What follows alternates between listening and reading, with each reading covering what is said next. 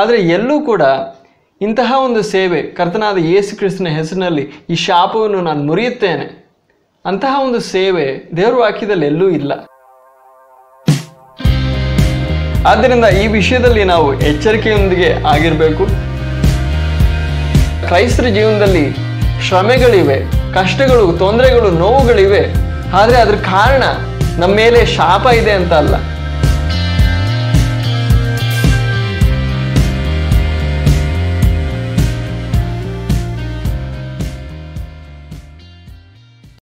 ಕರ್ತನ ಹೆಸರಿಗೆ ಮಹಿಮೆಯುಂಟಾಗಲಿ.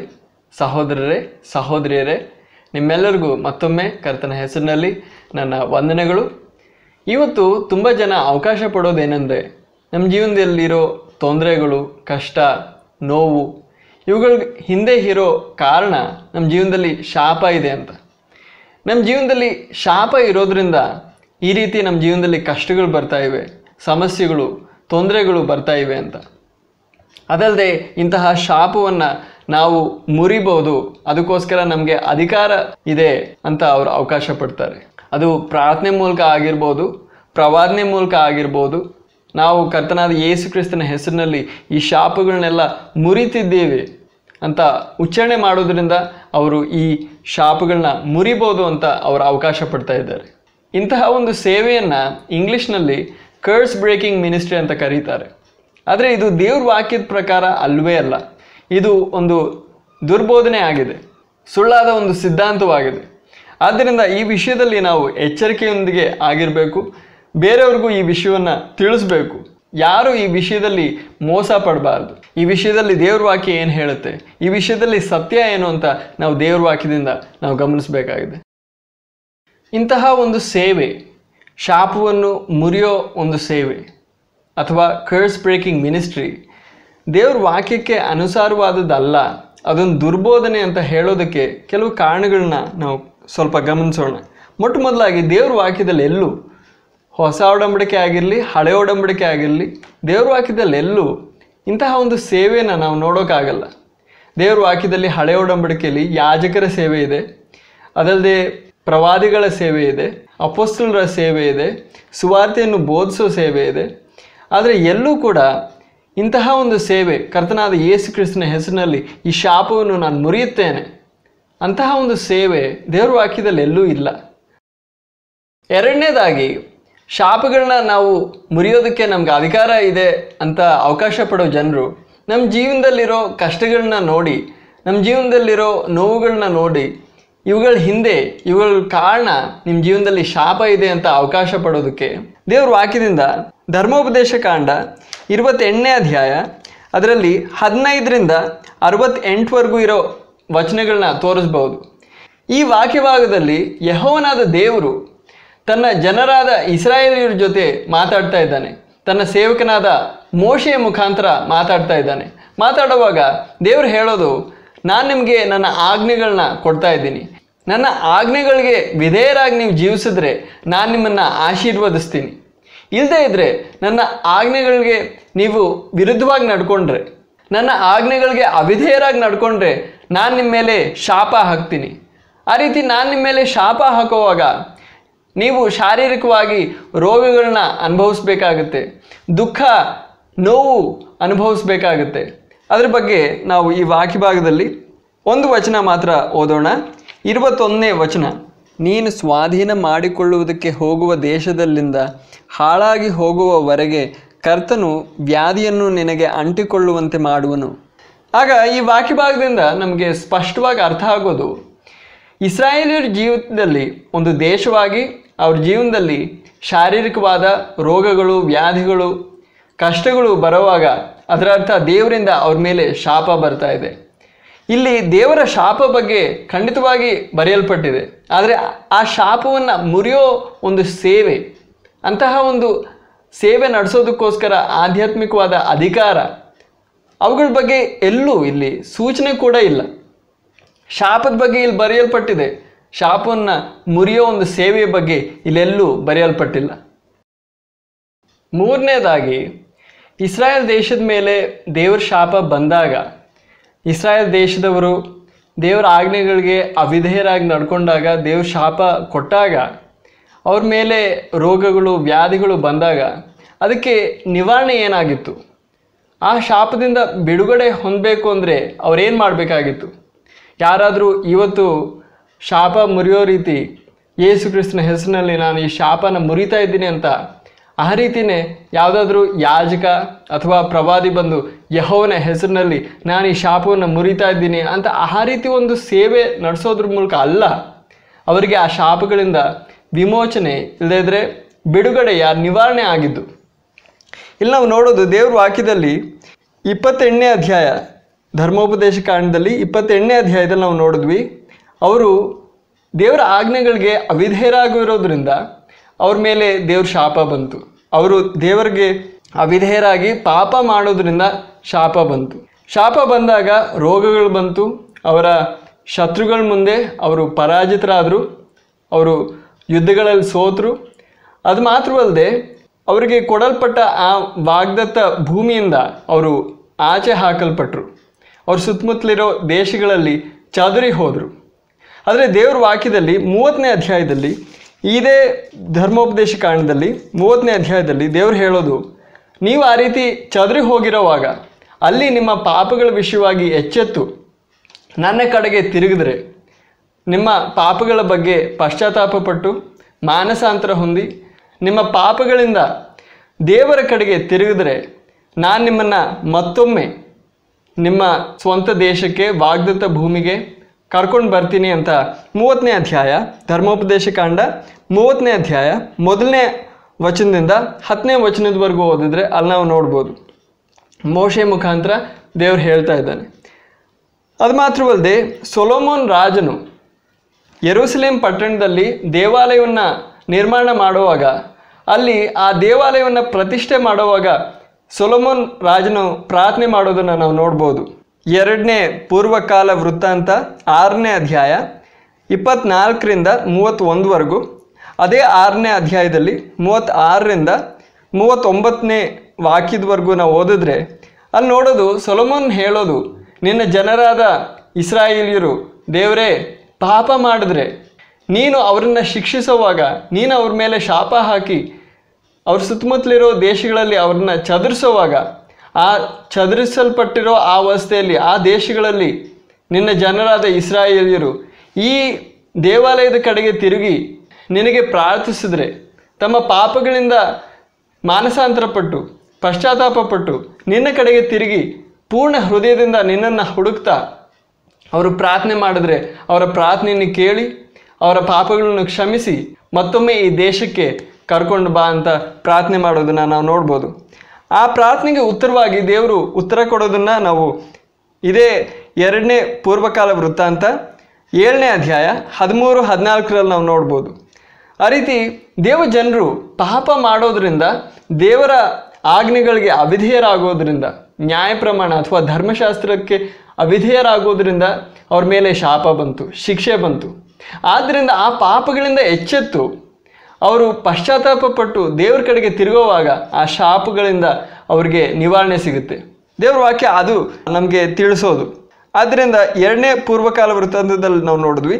ಅದು ಮಾತ್ರವಲ್ಲದೆ ಇಸ್ರಾಯೇಲ್ ದೇಶದ ಚರಿತ್ರೆಯನ್ನು ನಾವು ಗಮನಿಸಿದ್ರೆ, ಈ ಪ್ರತಿಷ್ಠೆ ನಡೆಸುವಾಗ ಸೊಲೊಮೋನ್ ರಾಜನ ಪ್ರಾರ್ಥನೆ ಮಾಡ್ದ ಆ ಸಮಯದಲ್ಲಿ ಈ ಶಾಪ ಬಂದಿಲ್ಲ. ಆದರೆ ಹಲವಾರು ವರ್ಷಗಳ ನಂತರ, ಹಲವಾರು ತಲಾಂತರಗಳ ನಂತರ ಇಸ್ರಾಯೇಲ್ ದೇಶದಲ್ಲಿ ನಿಜವಾಗ್ಲೂ ಆ ರೀತಿಯಾದ ಅವಿಧೇಯತೆ ಉಂಟಾಯಿತು. ಆ ಸಂದರ್ಭದಲ್ಲಿ ಅನೇಕ ಪ್ರವಾದಿಗಳನ್ನ ಎಚ್ಚರಿಸೋದಕ್ಕೆ ದೇವರು ಕಳಿಸ್ದ. ಯೆರೆಮೀಯ, ಯೆಶಾಯ ಈ ಪ್ರವಾದಿಗಳು ಬಂದು ದೇವ್ರ ಜನರಿಗೆ ಎಚ್ಚರಿಕೆ ನೀಡಿದ್ರು.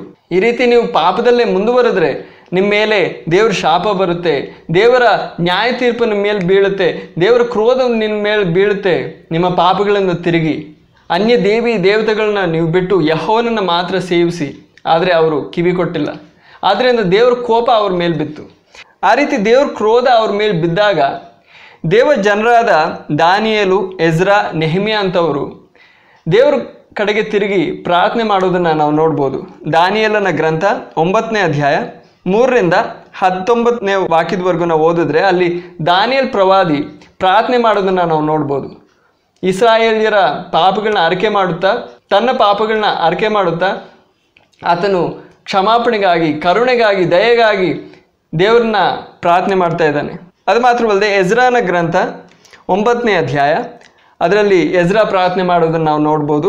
ನೆಹೆಮ್ಯನ ಗ್ರಂಥ 1ನೇ ಅಧ್ಯಾಯ 4ರಿಂದ 11ವರೆಗೂ ನಾವು ಓದಿದ್ರೆ, ಅದು ಮಾತ್ರವಲ್ಲದೆ 9ನೇ ಅಧ್ಯಾಯ, ನೆಹೆಮ್ಯನ ಗ್ರಂಥ 9ನೇ ಅಧ್ಯಾಯದಲ್ಲಿ ನಾವು ಆ ಪ್ರಾರ್ಥನೆಯನ್ನು ನಾವು ನೋಡ್ಬೋದು. ಎಜ್ರಾ ಪ್ರಾರ್ಥನೆ ಮಾಡೋದು, ನೆಹೆಮ್ಯ ಪ್ರಾರ್ಥನೆ ಮಾಡೋದು, ದಾನಿಯಲ್ ಪ್ರಾರ್ಥನೆ ಮಾಡೋದು. ಅವ್ರ ಪ್ರಾರ್ಥನೆಯನ್ನು ನಾವು ಗಮನಿಸಿದ್ರೆ ಅವ್ರು ಪ್ರಾರ್ಥನೆ ಮಾಡೋದು, ದೇವರೇ ನೀನು ಈ ರೀತಿ ಹೇಳಿದ್ದೆ, ನಿನ್ನ ಜನರಾದ ಇಸ್ರಾಯೇಲಿಯರು ನಿನ್ನ ವಿರುದ್ಧವಾಗಿ ಪಾಪ ಮಾಡುವಾಗ, ನೀನು ಅವ್ರ ಮೇಲೆ ಶಾಪ ಕೊಡುವಾಗ, ನೀನು ಅವ್ರ ಮೇಲೆ ಶಿಕ್ಷೆ ಕೊಡುವಾಗ ಅವರು ನಿನ್ನ ಕಡೆಗೆ ತಿರುಗಿದ್ರೆ, ತಮ್ಮ ಪಾಪಗಳಿಂದ ಪಶ್ಚಾತ್ತಾಪಪಟ್ಟು ನಿನ್ನ ಕಡೆಗೆ ತಿರುಗಿದ್ರೆ, ಅವರ ಪಾಪಗಳನ್ನ ಕ್ಷಮಿಸಿ ಅವರ ಶಾಪವನ್ನು ನೀನು ನಿವಾರಿಸುತ್ತಿ. ಆ ರೀತಿ ಆ ವಾಗ್ದಾನವನ್ನು ನೆನಪು ತಂದು ದೇವ್ರ ಮುಂದೆ ಅವ್ರು ಪ್ರಾರ್ಥನೆ ಮಾಡೋದನ್ನು ನಾವು ಗಮನಿಸ್ಬೋದು. ಈ ವಾಕ್ಯಭಾಗಗಳಿಂದ ಒಂದು ವಾಕ್ಯಭಾಗ ನಾವು ಓದೋಣ. 2 ವಾಕ್ಯಗಳು. ನೆಹೆಮ್ಯನ ಗ್ರಂಥ 1ನೇ ಅಧ್ಯಾಯ, ಅದರಲ್ಲಿ 8, 9 ನಾವು ಓದೋಣ. ದಯಮಾಡಿ ನಿನ್ನ ಸೇವಕನಾದ ಮೋಶೆಗೆ ಹೇಳಿದ ಮಾತನ್ನು ಜ್ಞಾಪಕ ಮಾಡು. ಏನೆಂದರೆ, ನೀವು ಅಕೃತ್ಯ ಮಾಡಿದರೆ ನಾನು ನಿಮ್ಮನ್ನು ಜನಾಂಗಗಳೊಳಗೆ ಚದುರಿಸುವೆನು. ಆದರೆ ನೀವು ನನ್ನ ಬಳಿಗೆ ತಿರುಗಿ ನನ್ನ ಆಜ್ಞೆಗಳನ್ನು ಕೈಕೊಂಡು ಅವುಗಳ ಪ್ರಕಾರ ಮಾಡಿದರೆ, ನಿಮ್ಮಲ್ಲಿರುವವರು ಆಕಾಶದ ಅಂತ್ಯದವರೆಗೂ ಹೊರಡಿಸಲ್ಪಟ್ಟಿದ್ದರೂ ನಾನು ಅಲ್ಲಿಂದ ಅವರನ್ನು ಕೂಡಿಸಿ ನನ್ನ ಹೆಸರನ್ನಿಡಲು ಆದುಕೊಂಡ ಸ್ಥಳಕ್ಕೆ ಅವರನ್ನು ಬರಮಾಡುವೆನು ಎಂದು ಹೇಳಿದಿ. ಆದ್ದರಿಂದ ಈ ವಾಕ್ಯಭಾಗಗಳಿಂದ ನಮಗೆ ಸ್ಪಷ್ಟವಾಗಿ ತಿಳಿಯೋದು, ದೇವ್ರ ಜನರ ಮೇಲೆ ಶಾಪ ಬರುವಾಗ, ದೇವರು ಶಿಕ್ಷೆ ಕೊಡುವಾಗ, ಇಸ್ರಾಯೇಲಿಯರ ಸಂದರ್ಭದಲ್ಲಿ ಧರ್ಮೋಪದೇಶ ಕಾಂಡ 28ನೇ ಅಧ್ಯಾಯ 15ರಿಂದ 68ವರೆಗೂ ಇರೋ ವಾಕ್ಯಭಾಗಗಳಲ್ಲಿ ನಾವು ನೋಡಿದ ಆ ಶಾಪದ ಬಗ್ಗೆ, ಆ ಶಾಪದಿಂದ ನಿವಾರಣೆ ಸಿಗಬೇಕು ಅಂದರೆ ದೇವ ಜನರು ತಮ್ಮ ಪಾಪಗಳಿಂದ ಪಶ್ಚಾತ್ತಾಪಪಟ್ಟು ಮಾನಸಾಂತರಪಟ್ಟು ದೇವರ ಕಡೆಗೆ ತಿರುಗುವಾಗ ದೇವರು ಅವರ ಪಾಪಗಳನ್ನ ಕ್ಷಮಿಸಿ, ಆ ಪಾಪಗಳಿಂದ ಆ ಶಾಪ ಬಂದಿತ್ತು, ಆ ಪಾಪಗಳನ್ನ ಕ್ಷಮಿಸಿ ಆ ಶಾಪದಿಂದ ಅವರಿಗೆ ಬಿಡುಗಡೆ, ನಿವಾರಣೆ ದಯಪಾಲಿಸ್ತಾನೆ. ಆದ್ದರಿಂದ ಯಾರಾದರೂ ಶಾಪವನ್ನು ಮುರಿಯೋ ಒಂದು ಸೇವೆಯಿಂದ ಅಲ್ಲ, ಯಾರಾದರೂ ಒಬ್ಬ ಯಾಜಕ ಇಲ್ಲದ್ರೆ ಪ್ರವಾದಿ ಬಂದು ಈ ಶಾಪವನ್ನು ನಾನು ಮುರಿತೀನಿ ಅಂತ ಹೇಳೋದ್ರಿಂದ ಆ ಶಾಪ ಮುರಿತಾ ಇರಲಿಲ್ಲ. ದೇವ್ರು ಶಾಪ ಹಾಕಿದ್ರೆ ಆ ಶಾಪವನ್ನು ಯಾರು ಮುರಿಯೋಕ್ಕಾಗಲ್ಲ. ಆದರೆ ಆ ಶಾಪದಿಂದ ಬಿಡುಗಡೆ ಹೊಂದೋದಕ್ಕೆ ದಾರಿ ಇದೆ. ದೇವ್ರ ವಾಕ್ಯದಿಂದ ನಾವು ಅದನ್ನು ಗಮನಿಸಬೇಕು, ಅದನ್ನು ಗ್ರಹಿಸಬೇಕು. ಅದು ಮಾತ್ರವಲ್ಲದೆ ದೇವ್ರ ವಾಕ್ಯದಲ್ಲಿ ನಾವು ಗಮನಿಸೋದು, ಹಳೆ ಒಡಂಬಡಿಕೆ ಆಗಿರಲಿ ಹೊಸ ಒಡಂಬಡಿಕೆ ಆಗಿರಲಿ, ನಮ್ಮ ಜೀವನದಲ್ಲಿ ಬರೋ ಎಲ್ಲ ಕಷ್ಟಗಳು ಶಾಪ ಇರೋದರಿಂದ ಬರ್ತಾ ಇದೆ ಅಂತ ಹೇಳೋದಕ್ಕಾಗಲ್ಲ. ಯಾಕಂದರೆ ಧರ್ಮೋಪದೇಶ ಕಾಂಡದಲ್ಲಿ ಖಂಡಿತವಾಗಿ ಬರೆದಿದೆ, ಇಸ್ರಾಯೇಲ್ ದೇಶದಲ್ಲಿ ಆ ರೀತಿ ಅವಿಧೇಯತೆ ನಡೆಯುವಾಗ, ದೇವ್ರ ವಿರುದ್ಧವಾಗಿ ಪಾಪ ಮಾಡುವಾಗ ಅವರಿಗೆ ದೇವ್ರ ಶಾಪ ಕೊಡುವಾಗ ಆ ರೀತಿ ಕಷ್ಟಗಳು ಬರ್ತವೆ. ಆದರೆ ಅದು ಮಾತ್ರವಲ್ಲದೆ ನಾವು ಇಸ್ರಾಯೇಲ್ ದೇಶದ ಚರಿತ್ರೆಯನ್ನು ನಾವು ಗಮನಿಸಿದ್ರೆ, ಹಳೆ ಒಡಂಬಡಿಕೆಯ ಯುಗದಲ್ಲೇ ಪ್ರವಾದಿಗಳು ಹಲವಾರು ನೋವುಗಳನ್ನು, ಉಪದ್ರವಗಳನ್ನ ಸಹಿಸಿದ್ದಾರೆ, ಅನುಭವಿಸಿದ್ದಾರೆ. ಅವರ ಕಷ್ಟಗಳ ಹಿಂದೆ ಇದ್ದ ಕಾರಣ ಅವ್ರ ಜೀವಿತದಲ್ಲಿ ಶಾಪ ಇತ್ತು ಅಂತ ಅಲ್ಲ, ಶಾಪ ಇರೋದ್ರಿಂದ ಅಲ್ಲ ಅವ್ರ ಜೀವನದಲ್ಲಿ ಕಷ್ಟ ಬಂದದ್ದು, ಅವರು ಅವಿಧೇಯರಾಗಿರೋದ್ರಿಂದ ಅಲ್ಲ ಅವ್ರಿಗೆ ಕಷ್ಟ ಬಂದದ್ದು.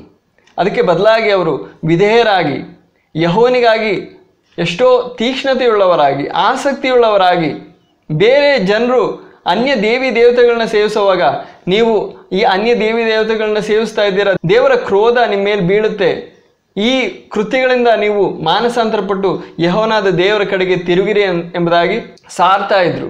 ಜನರು ಅವ್ರನ್ನ ಹೊಡಿತಾ ಇದ್ರು, ಹಿಂಸೆ ಪಡಿಸ್ತಾ ಇದ್ರು. ಆದರೂ ಕೂಡ ದೇವ್ರಿಗಾಗಿ ಅವರು ಧೈರ್ಯವಾಗಿ ನಿಂತರು. ಆದರೂ ಅವ್ರ ಜೀವನದಲ್ಲಿ ಕಷ್ಟ ಬರೋದನ್ನು ನಾವು ನೋಡ್ಬೋದು. ಹಲವಾರು ಭಕ್ತರ ಜೀವನದಲ್ಲಿ ಕಷ್ಟ ಬರೋದನ್ನು ನಾವು ನೋಡ್ಬೋದು. ಅದೆಲ್ಲ ಶಾಪ ಅಲ್ಲ.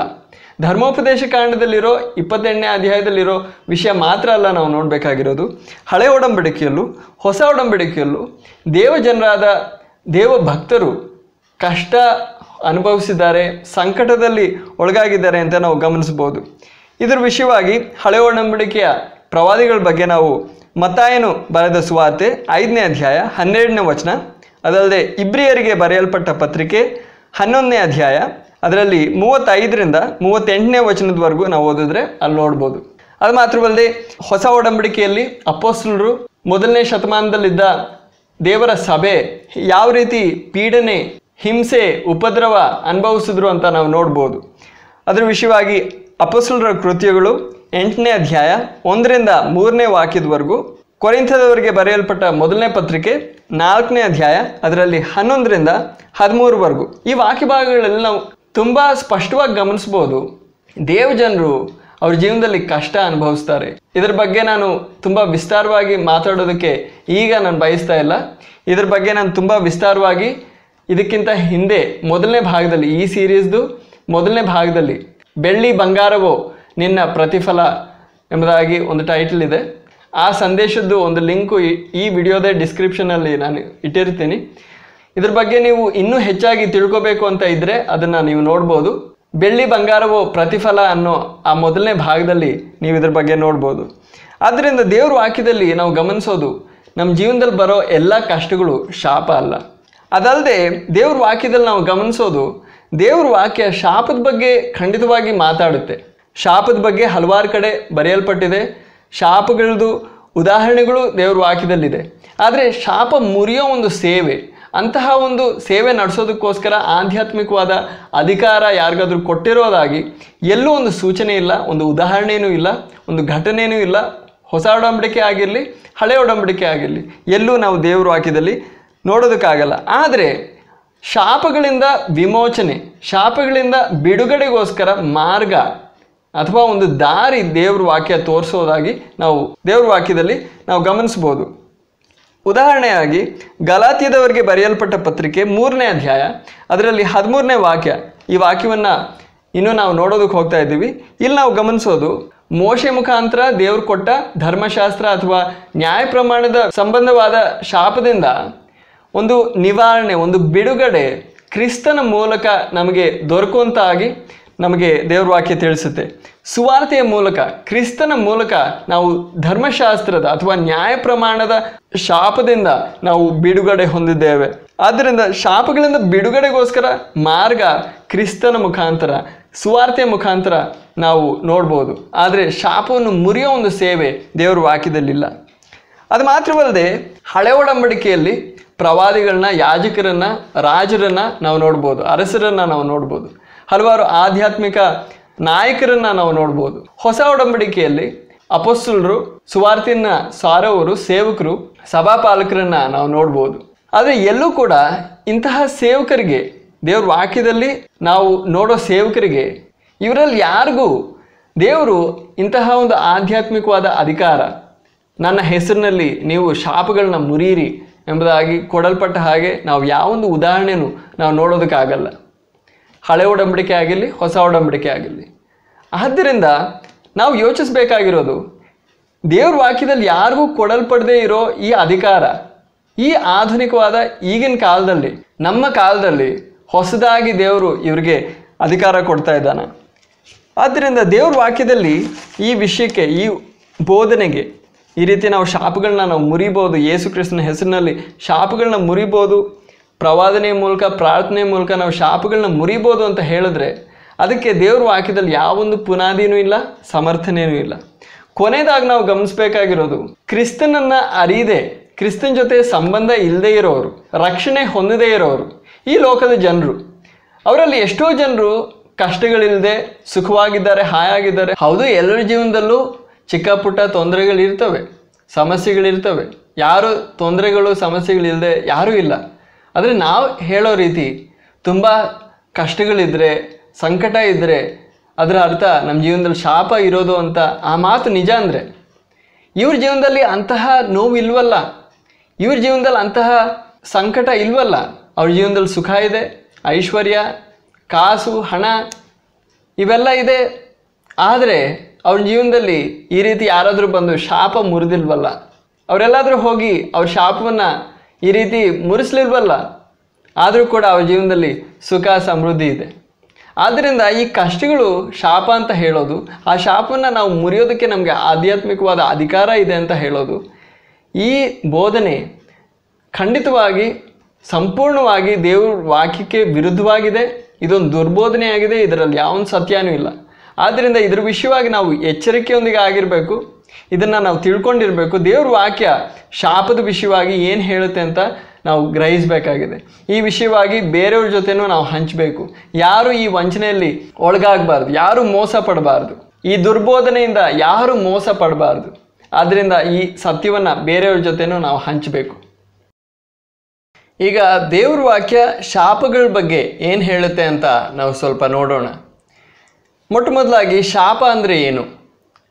ಆಶೀರ್ವಾದ ಅನ್ನೋವಾಗ ಯಾರಿಗಾದ್ರೂ ಒಳ್ಳೆಯದಾಗಲಿ, ದೇವರವ್ರಿಗೆ ಸಹಾಯ ಮಾಡಲಿ, ದೇವರವ್ರಿಗೆ ಬಲ ಆರೋಗ್ಯ ಕೊಡಲಿ ಅಂತ ಹೇಳುವಾಗ ಅದನ್ನು ಆಶೀರ್ವಾದ ಅಂತೀವಿ.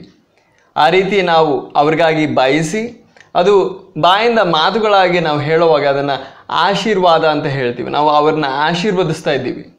ಆದರೆ ಅದಕ್ಕೆ ವಿಪರೀತವಾಗಿ, ಅದಕ್ಕೆ ವಿರುದ್ಧವಾಗಿ ನಾವು ಅವ್ರಿಗೆ ಕೇಡುಂಟಾಗಲಿ, ದೇವರು ಅವ್ರಿಗೆ ಕೆಟ್ಟದ್ದು ಮಾಡಲಿ, ಅವ್ರ ಜೀವನದಲ್ಲಿ ತೊಂದರೆಗಳು ಸಮಸ್ಯೆಗಳು ಬರಲಿ ಅಂತ ಹೇಳುವಾಗ ಅದನ್ನು ಶಾಪ ಅಂತೀವಿ. ಆಗ ದೇವ್ರ ವಾಕ್ಯದಲ್ಲಿ ಶಾಪಗಳನ್ನ ನಾವು 3 ರೀತಿಯಾಗಿ ನಾವು ನೋಡ್ಬೋದು. ಶಾಪ ಅಂತ ದೇವ್ರ ವಾಕ್ಯದಲ್ಲಿ ಎಲ್ಲೆಲ್ಲಿ ಬರೆಯಲ್ಪಟ್ಟಿದೆಯೋ ಅವುಗಳನ್ನ ನಾವು 3 ರೀತಿಯಾಗಿ ನಾವು ನೋಡ್ಬೋದು. ಮೊಟ್ಟ ಮೊದಲನೇದಾಗಿ ದೇವರ ಅಧಿಕಾರದೊಂದಿಗೆ ದೇವರ ಸೇವಕರು ದೇವರಿಂದ ಪ್ರೇರೇಪಿತರಾಗಿ ದೇವರ ಪ್ರೇರಣೆ ಹೊಂದಿ ಶಾಪ ಹಾಕೋದನ್ನು ನಾವು ನೋಡ್ಬೋದು. ಉದಾಹರಣೆಗಾಗಿ ಆದಿಕಾಂಡದಲ್ಲಿ 9ನೇ ಅಧ್ಯಾಯ 25ನೇ ವಚನ, ಅಲ್ಲಿ ನೋಹನು ತನ್ನ ಮೊಮ್ಮಗನಾದ ಕನಾನ್ ಮೇಲೆ ಶಾಪ ಹಾಕ್ತಾ ಇದ್ದಾನೆ. ಆಗ ಆಧ್ಯಾತ್ಮಿಕವಾದ ಅಧಿಕಾರ ಹೊಂದಿರೋವನಾಗಿ ದೇವರಿಂದ ಪ್ರೇರೇಪಿತನಾಗಿ ಈ ರೀತಿ ಶಾಪ ಹಾಕೋದನ್ನು ನಾವು ನೋಡ್ಬೋದು. ಅದಲ್ಲದೆ ಯಾಕೋಬನು ತನ್ನ ಚೊಚ್ಚಲು ಮಗನಾದ ರೂಬೇನ್ ಮೇಲೆ ಶಾಪ ಹಾಕೋದನ್ನು ನಾವು ಆದಿಕಾಂಡ 49ನೇ ಅಧ್ಯಾಯ ಅದರಲ್ಲಿ 7ನೇ ವಚನದಲ್ಲಿ ನಾವು ನೋಡ್ಬೋದು. ಅದಲ್ಲದೆ ಯೆಹೋಶುವನು ಆ ಯೆರಿಹೋ ಪಟ್ಟಣವನ್ನು ಪುನರ್ ನಿರ್ಮಾಣ ಮಾಡೋವನ ಮೇಲೆ ಶಾಪ ಹಾಕೋದನ್ನು ನಾವು ನೋಡ್ಬೋದು. ಯೆಹೋಶುವನ ಗ್ರಂಥ 6ನೇ ಅಧ್ಯಾಯ 26ನೇ ವಚನ. ಇಲ್ಲಿ ಆಧ್ಯಾತ್ಮಿಕವಾದ ನಾಯಕರು, ಯಾಜಕರು, ಪ್ರವಾದಿಗಳು ಅಥವಾ ಇಸ್ರಾಯೇಲಿಯರ ಪಿತೃಗಳಾದ ಅಬ್ರಹಾಮ, ಇಸಾಕ, ಯಾಕೋಬ ಅಥವಾ ನೋಹ ಇಂತಹ ಆಧ್ಯಾತ್ಮಿಕವಾದ ನಾಯಕರು, ದೇವರ ಪ್ರೇರಣೆ ಹೊಂದೋ ಸೇವಕರು ಈ ರೀತಿ ಶಾಪ ಹಾಕೋದನ್ನು ನಾವು ನೋಡ್ಬೋದು. ಆ ರೀತಿ ಶಾಪ ಹಾಕುವಾಗ ಅವರು ಸ್ವಂತವಾಗಲ್ಲ ಶಾಪ ಹಾಕ್ತಾ ಇರೋದು, ದೇವರಿಂದ ಪ್ರೇರಣೆ ಹೊಂದಿ ದೇವರ ಅಧಿಕಾರದೊಂದಿಗೆ ಶಾಪ ಹಾಕ್ತಾ ಇದ್ದಾರೆ. ಆದ್ದರಿಂದ ಅವ್ರು ಹೇಳೋ ಮಾತು ನೆರವೇರೋದಾಗಿ ನಾವು ದೇವ್ರ ವಾಕ್ಯದಲ್ಲಿ ಚರಿತ್ರೆಯಲ್ಲಿ ನಾವು ನೋಡ್ಬೋದು. ಯಾವ ರೀತಿ ನೋಹ ಹೇಳಿದ್ನೋ ಅದು ನಡೆಯಿತು, ಯಾವ ರೀತಿ ಯಾಕೋಬನು ರೂಬೇನ್ ಬಗ್ಗೆ ಹೇಳಿದ್ನೋ ಅದು ನಡೆಯಿತು, ಯೆಹೋಶುವನು ಹೇಳಿದ ವಿಷಯನೂ ನಡೆಯಿತು. ಅದನ್ನು ನಾವು ನೋಡುವಾಗ ದೇವರ ಅಧಿಕಾರ ಇದರ ಹಿಂದೆ ಇದೆ, ದೇವರ ಪ್ರೇರಣೆ ಅವ್ರು ಹೊಂದಿ ಈ ರೀತಿ ಅವ್ರು ಶಾಪ ಹಾಕಿದ್ರು ಅಂತ ನಾವು ಗಮನಿಸ್ಬೋದು. ಅದು ಮಾತ್ರವಲ್ಲದೆ ಒಂದೊಂದು ಸಾರಿ ನಾವು ನೋಡೋದೇನೆಂದರೆ ಅವ್ರ ಮನಸ್ಸಲ್ಲಿ ಕೇಡು ಉಂಟಾಗಬೇಕು ಅಂತ ಬಯಕೆ ಇಲ್ಲದೆ ಈ ರೀತಿ ನಡೆಯುತ್ತೆ ಅಂತ ಹೇಳೋದನ್ನು ನಾವು ನೋಡ್ಬೋದು. ಅವ್ರಿಗೆ ಈ ರೀತಿ ಅವ್ರ ಜೀವನದಲ್ಲಿ ಕೇಡು ಉಂಟಾಗಬೇಕು ಅಂತ ಬಯಕೆ ಇಲ್ಲ, ಆದರೆ ಅವ್ರಿಗೆ ದೇವರ ಆತ್ಮನಿಂದ ತಿಳುವಳಿಕೆ ಬಂತು ಈ ರೀತಿ ಸಂಭವಿಸುತ್ತೆ. ಯಾಕೋಬನು ಈ ರೀತಿ ಹೇಳುವಾಗ ಸೇಡು ತೀರಿಸ್ಕೊಳ್ಳೋದಕ್ಕಲ್ಲ, ಆದರೆ ದೇವರ ಪ್ರೇರಣೆಯಿಂದ ನಾವು ಓದುವಾಗ ಆ ರೀತಿ ಅನಿಸುತ್ತೆ ಸೇಡು ತೀರಿಸ್ಕೊಳ್ಳೋದಕ್ಕೆ ಈ ರೀತಿ ಹೇಳ್ತಾ ಇದ್ದಾನೆ ಅಂತ. ಆದರೆ ದೇವರ ಪ್ರೇರೇಪಣೆಯಿಂದ ಈ ರೀತಿ ಅವನು ಶಾಪ ಹಾಕೋದನ್ನು ನಾವು ನೋಡ್ಬೋದು. ಆಗ ಈ ರೀತಿ ದೇವರ ಪ್ರೇರಣೆಯಿಂದ ದೇವರ ಅಧಿಕಾರದೊಂದಿಗೆ ಶಾಪ ಹಾಕುವಾಗ ಅವ್ರು ಹೇಳ್ತಾ ಇರೋದು ದೇವರು ಇವ್ರಿಗೆ ಕೇಡು ಉಂಟು ಮಾಡಲಿ ಅಂತ. ಆಗ ದೇವರು ಇದರಲ್ಲಿ ಕಾರ್ಯ ನಡೆಸ್ತಾ ಇದ್ದಾನೆ.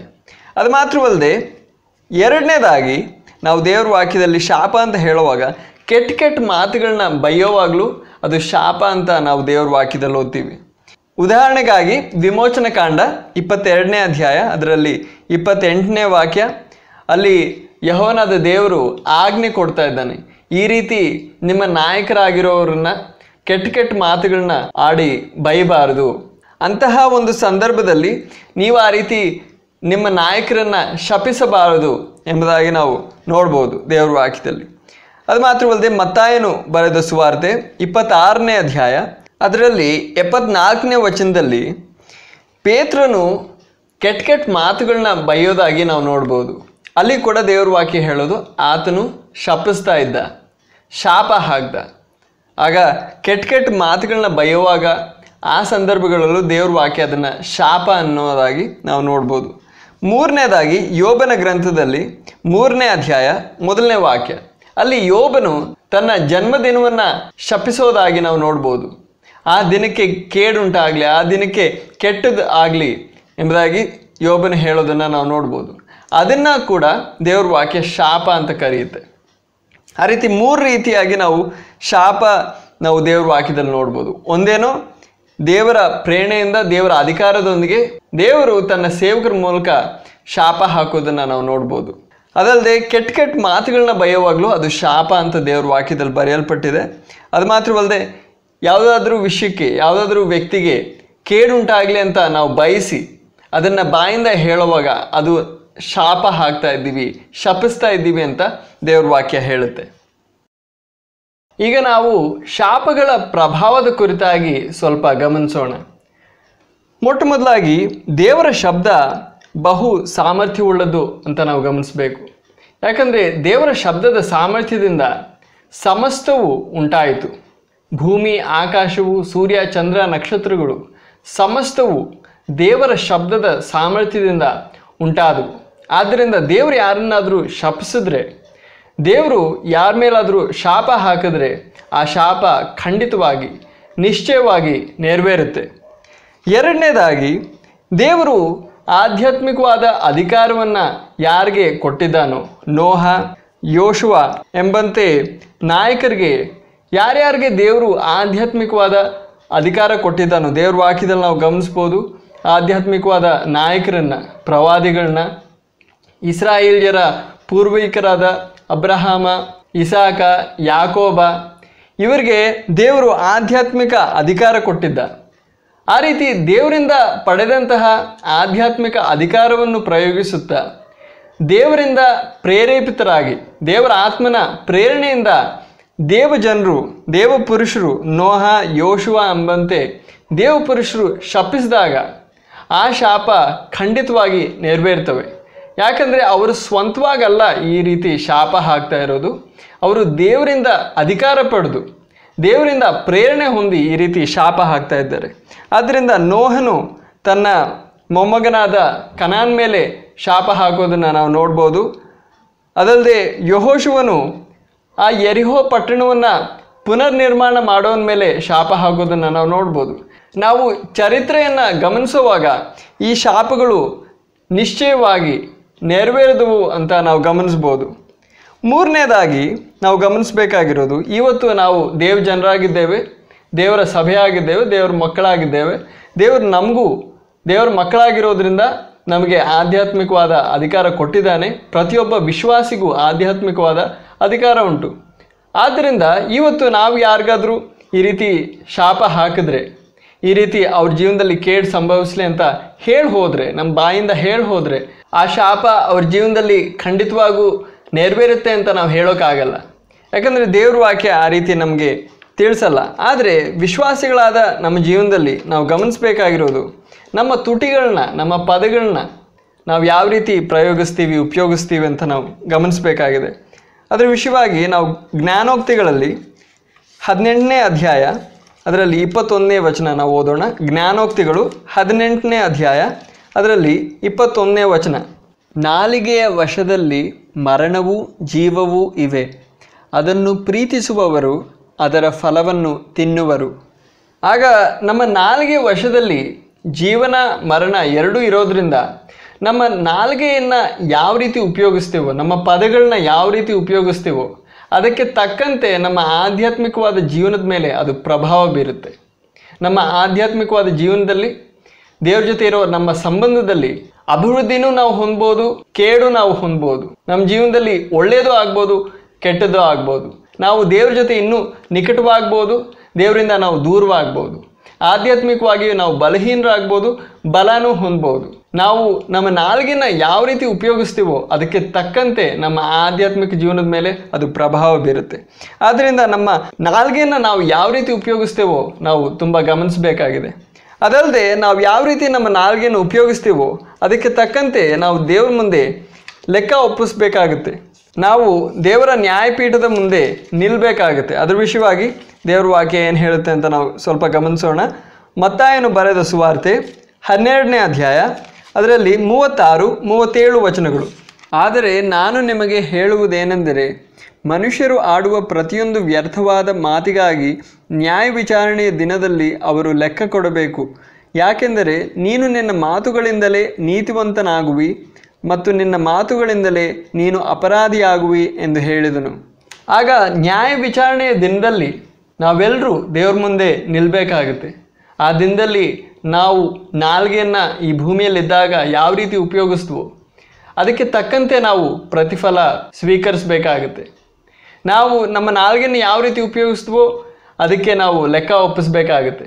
ಆದ್ದರಿಂದ ನಾವು ಇವತ್ತು ನಾವು ಯಾರನ್ನು ಶಪಿಸಬಾರ್ದು. ದೇವ್ರ ವಾಕ್ಯ ಹೇಳೋದು ನಾವು ಎಲ್ಲರನ್ನು ಆಶೀರ್ವದಿಸಬೇಕು.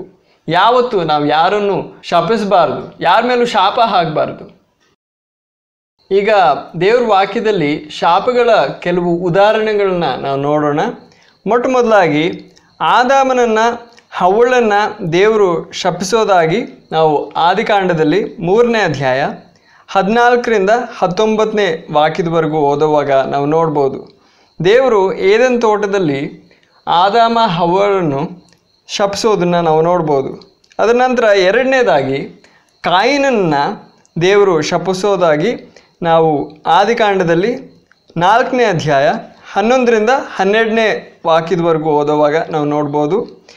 ಅದರ ನಂತರ 3ನೇದಾಗಿ ನೋಹನು ಕನಾನನ್ನು ಶಪಿಸೋದಾಗಿ ನಾವು ಆದಿಕಾಂಡ 9ನೇ ಅಧ್ಯಾಯ 25ರಿಂದ 27ನೇ ವಾಕ್ಯದವರೆಗೂ ಓದುವಾಗ ನಾವು ನೋಡ್ಬೋದು.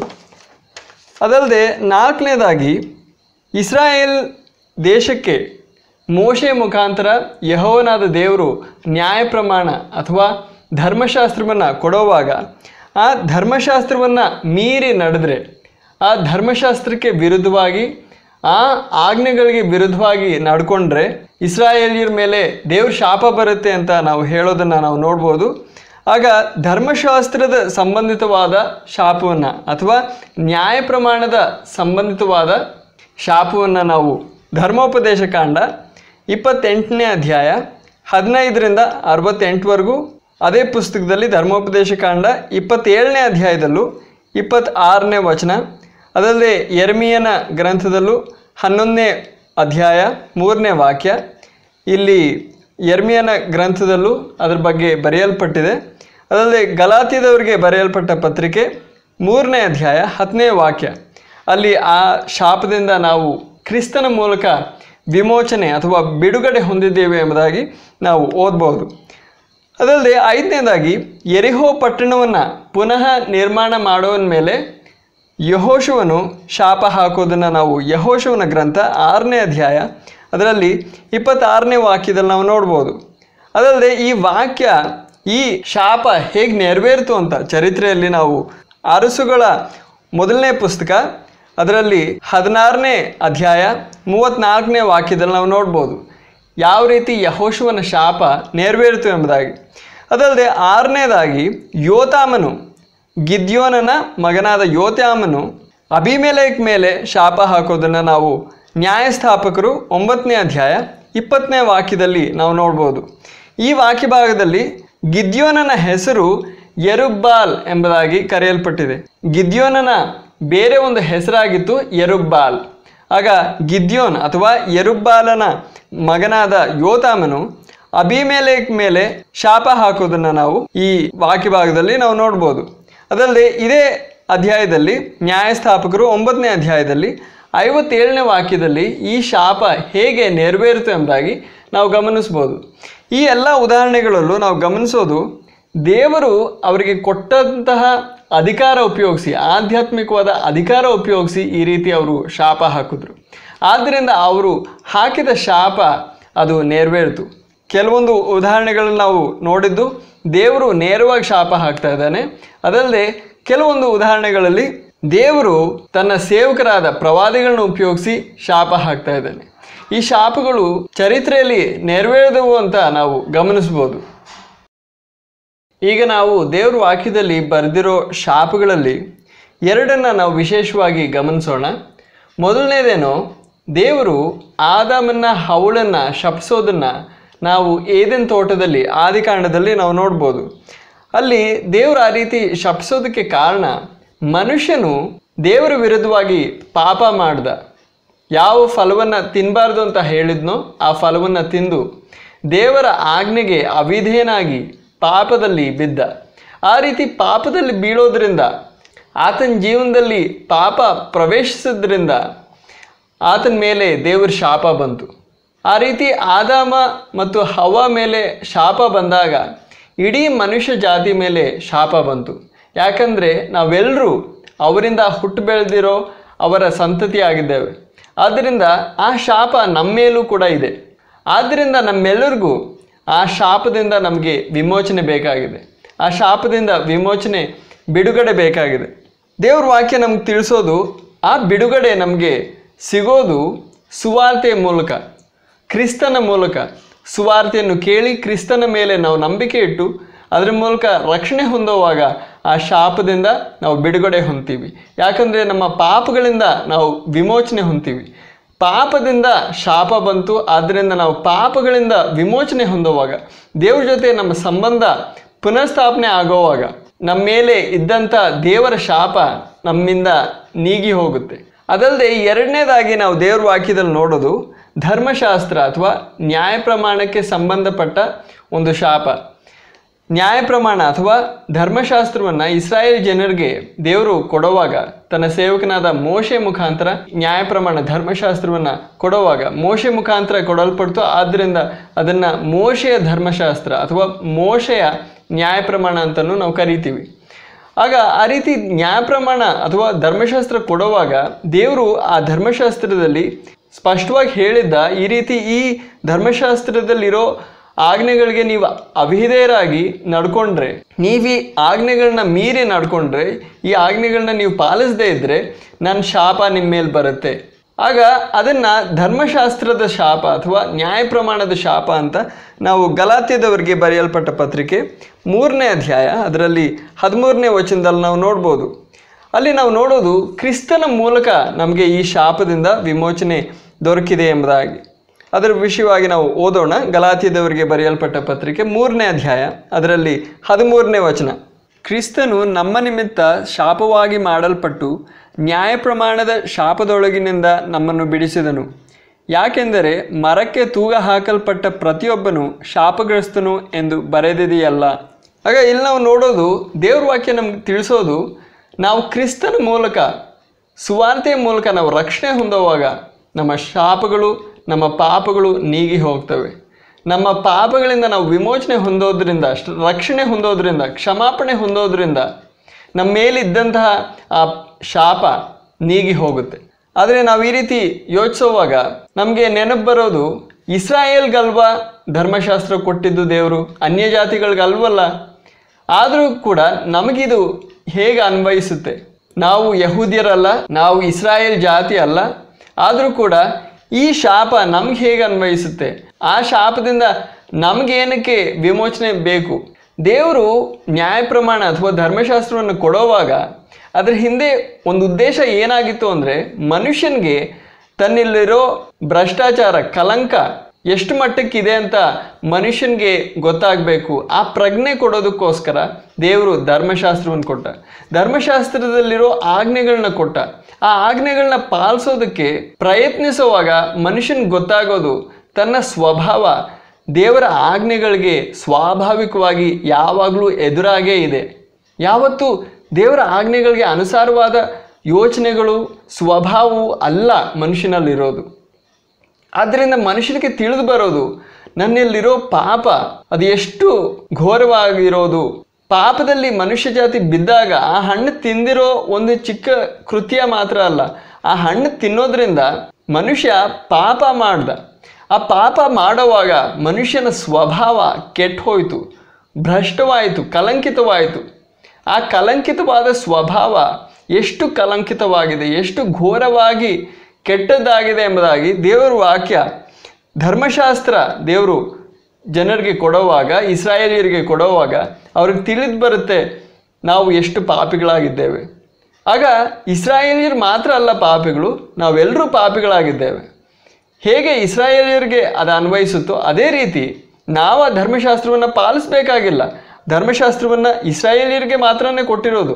ಆದರೆ ಒಂದು ಸಂಗತಿ ನಾವು ಇಲ್ಲಿ ಗಮನಿಸೋದು, ನಮ್ಮಲ್ಲಿ ಪಾಪ ಇರೋದ್ರಿಂದ ದೇವರ ಶಾಪ ಬರುತ್ತೆ. ಧರ್ಮಶಾಸ್ತ್ರದಲ್ಲಿ ಇರೋದು ಆಜ್ಞೆಗಳಿಗೆ ವ್ಯತಿರೇಕವಾಗಿ, ಆಜ್ಞೆಗಳಿಗೆ ವಿರುದ್ಧವಾಗಿ ನಾವು ನಡ್ಕೊಳ್ಳೋವಾಗ, ಅವಿಧೇಯರಾಗಿ ನಡ್ಕೊಳ್ಳೋವಾಗ ದೇವರ ಶಾಪ ಬರುತ್ತೆ. ಆಗ ಅವಿಧೇಯತೆ ದೇವರ ಶಾಪ ತರುತ್ತೆ.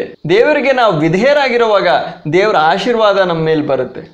ಆದ್ದರಿಂದ ನಮ್ಮ ಜೀವನದಲ್ಲಿ ಅವಿಧೇಯತೆ ಇರೋದ್ರಿಂದ, ಅವಿಧೇಯತೆಯುಳ್ಳ ಒಂದು ಸ್ವಭಾವ ನಮ್ಮಲ್ಲಿ ಇರೋದ್ರಿಂದ ದೇವರ ಶಾಪ ನಮ್ಮ ಮೇಲಿದೆ.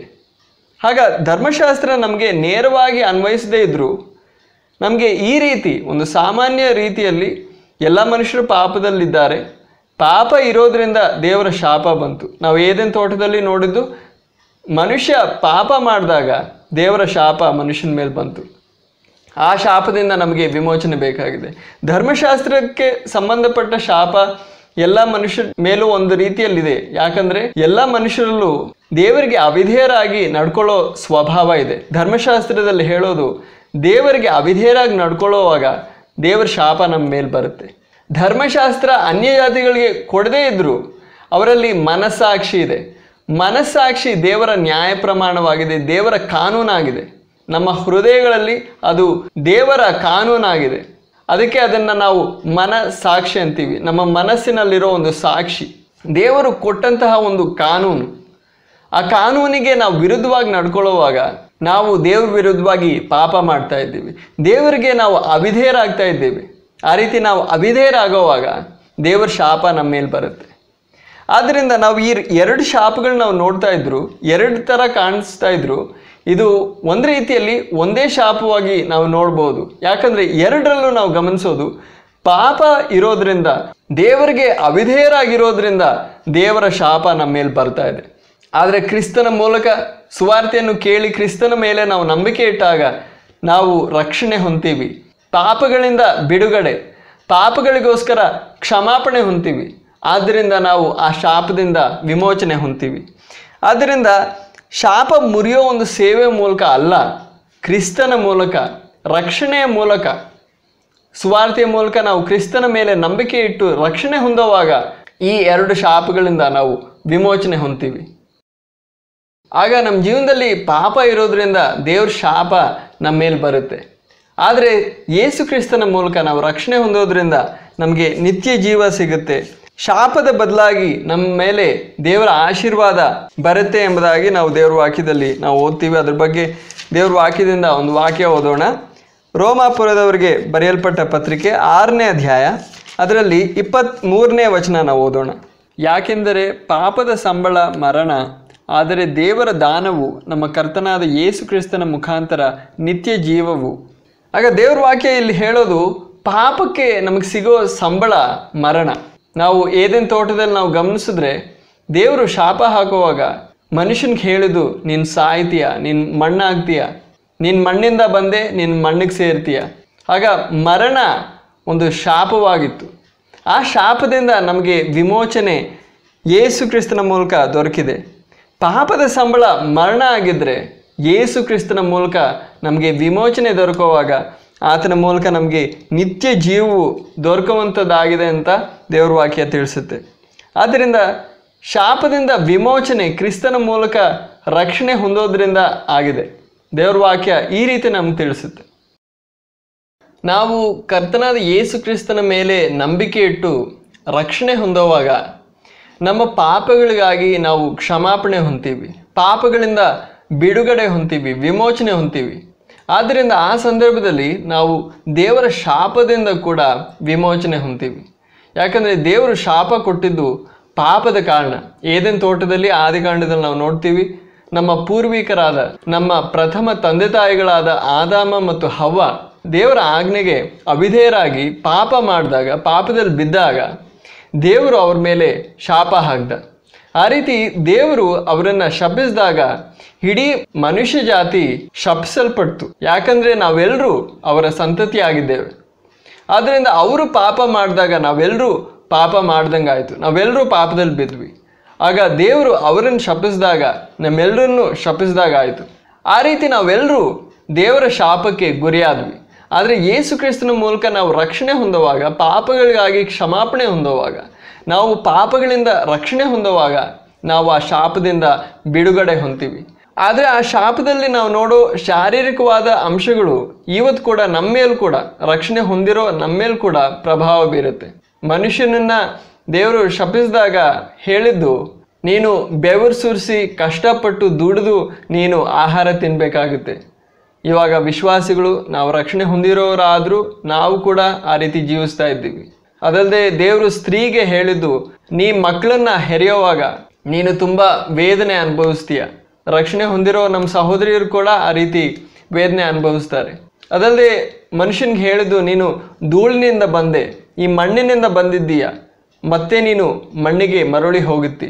ಆ ರೀತಿ ನಾವು ಕೂಡ ನಾವು ಸಾಯುವಾಗ, ಈ ಲೋಕದಲ್ಲಿರುವ ನಮ್ಮ ಜೀವನವನ್ನು ಸಮಾಪ್ತಿ ಮಾಡುವಾಗ ನಮ್ಮ ಶರೀರವು ಕೂಡ ಮಣ್ಣಿಗೆ ಸೇರುತ್ತೆ.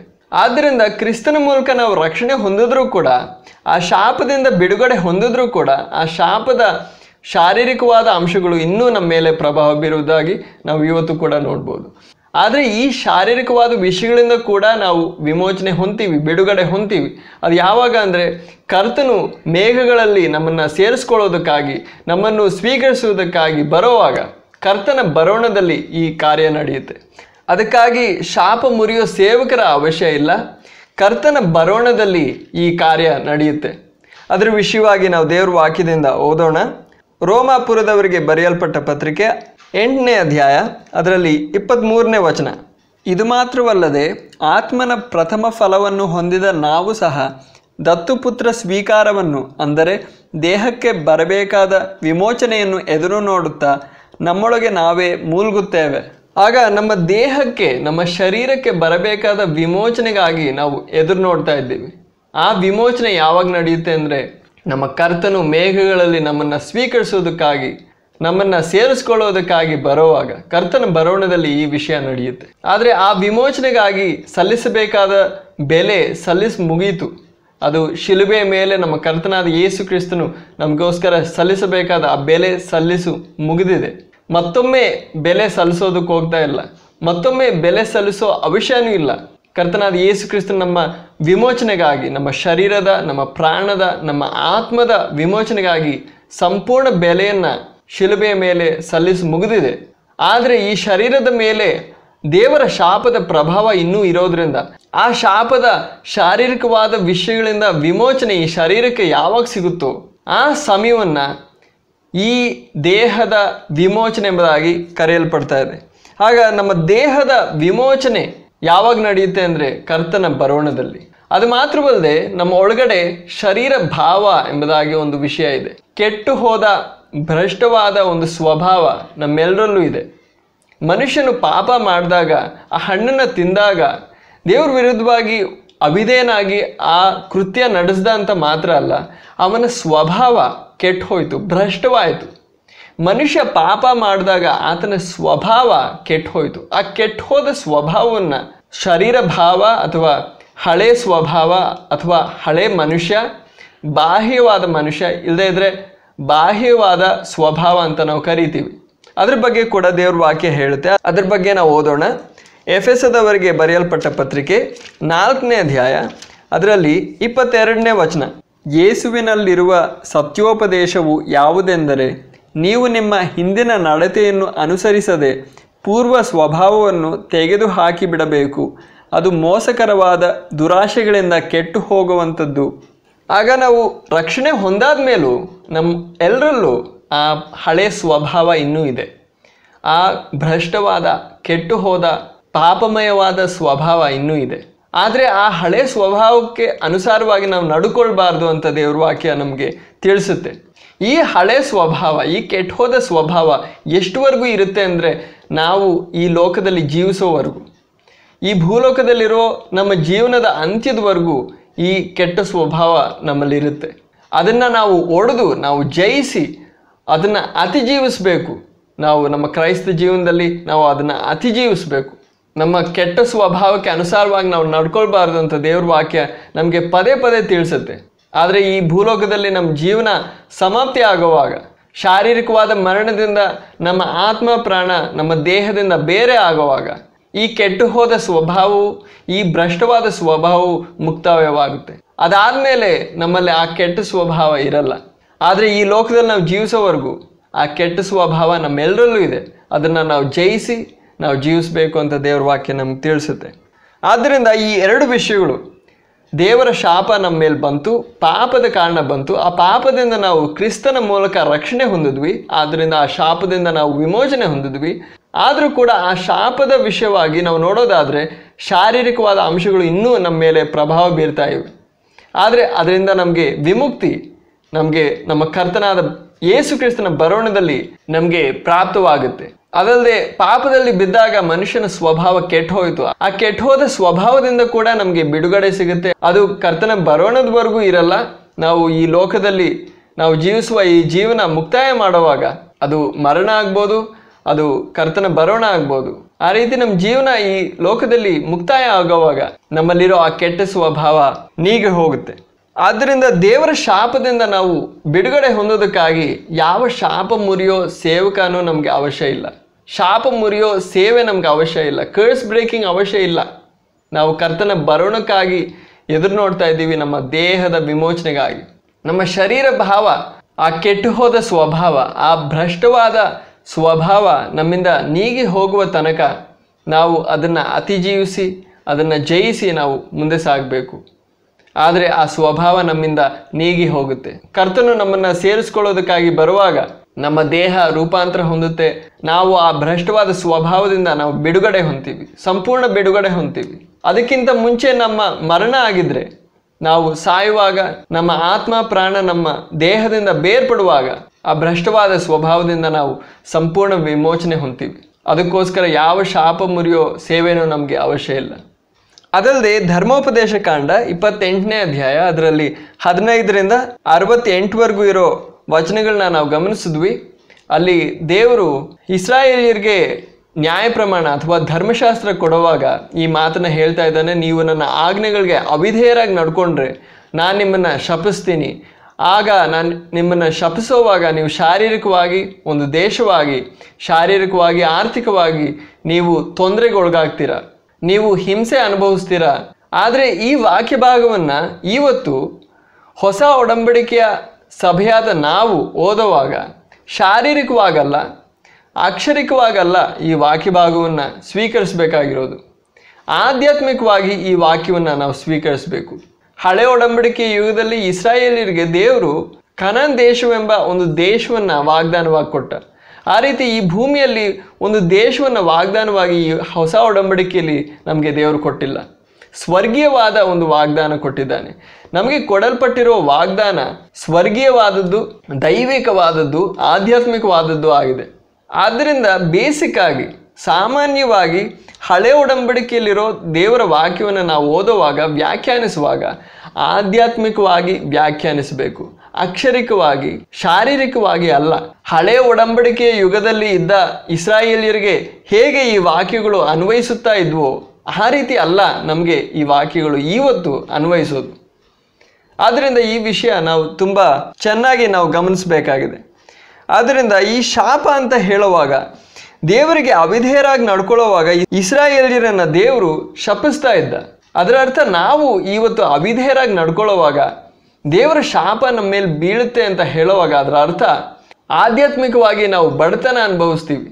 ದೇವ್ರ ಜೊತೆ ಇರೋ ನಮ್ಮ ಸಂಬಂಧ ಅದು ಆಪ್ತವಾಗಿರಲ್ಲ, ನಿಕಟವಾಗಿರಲ್ಲ.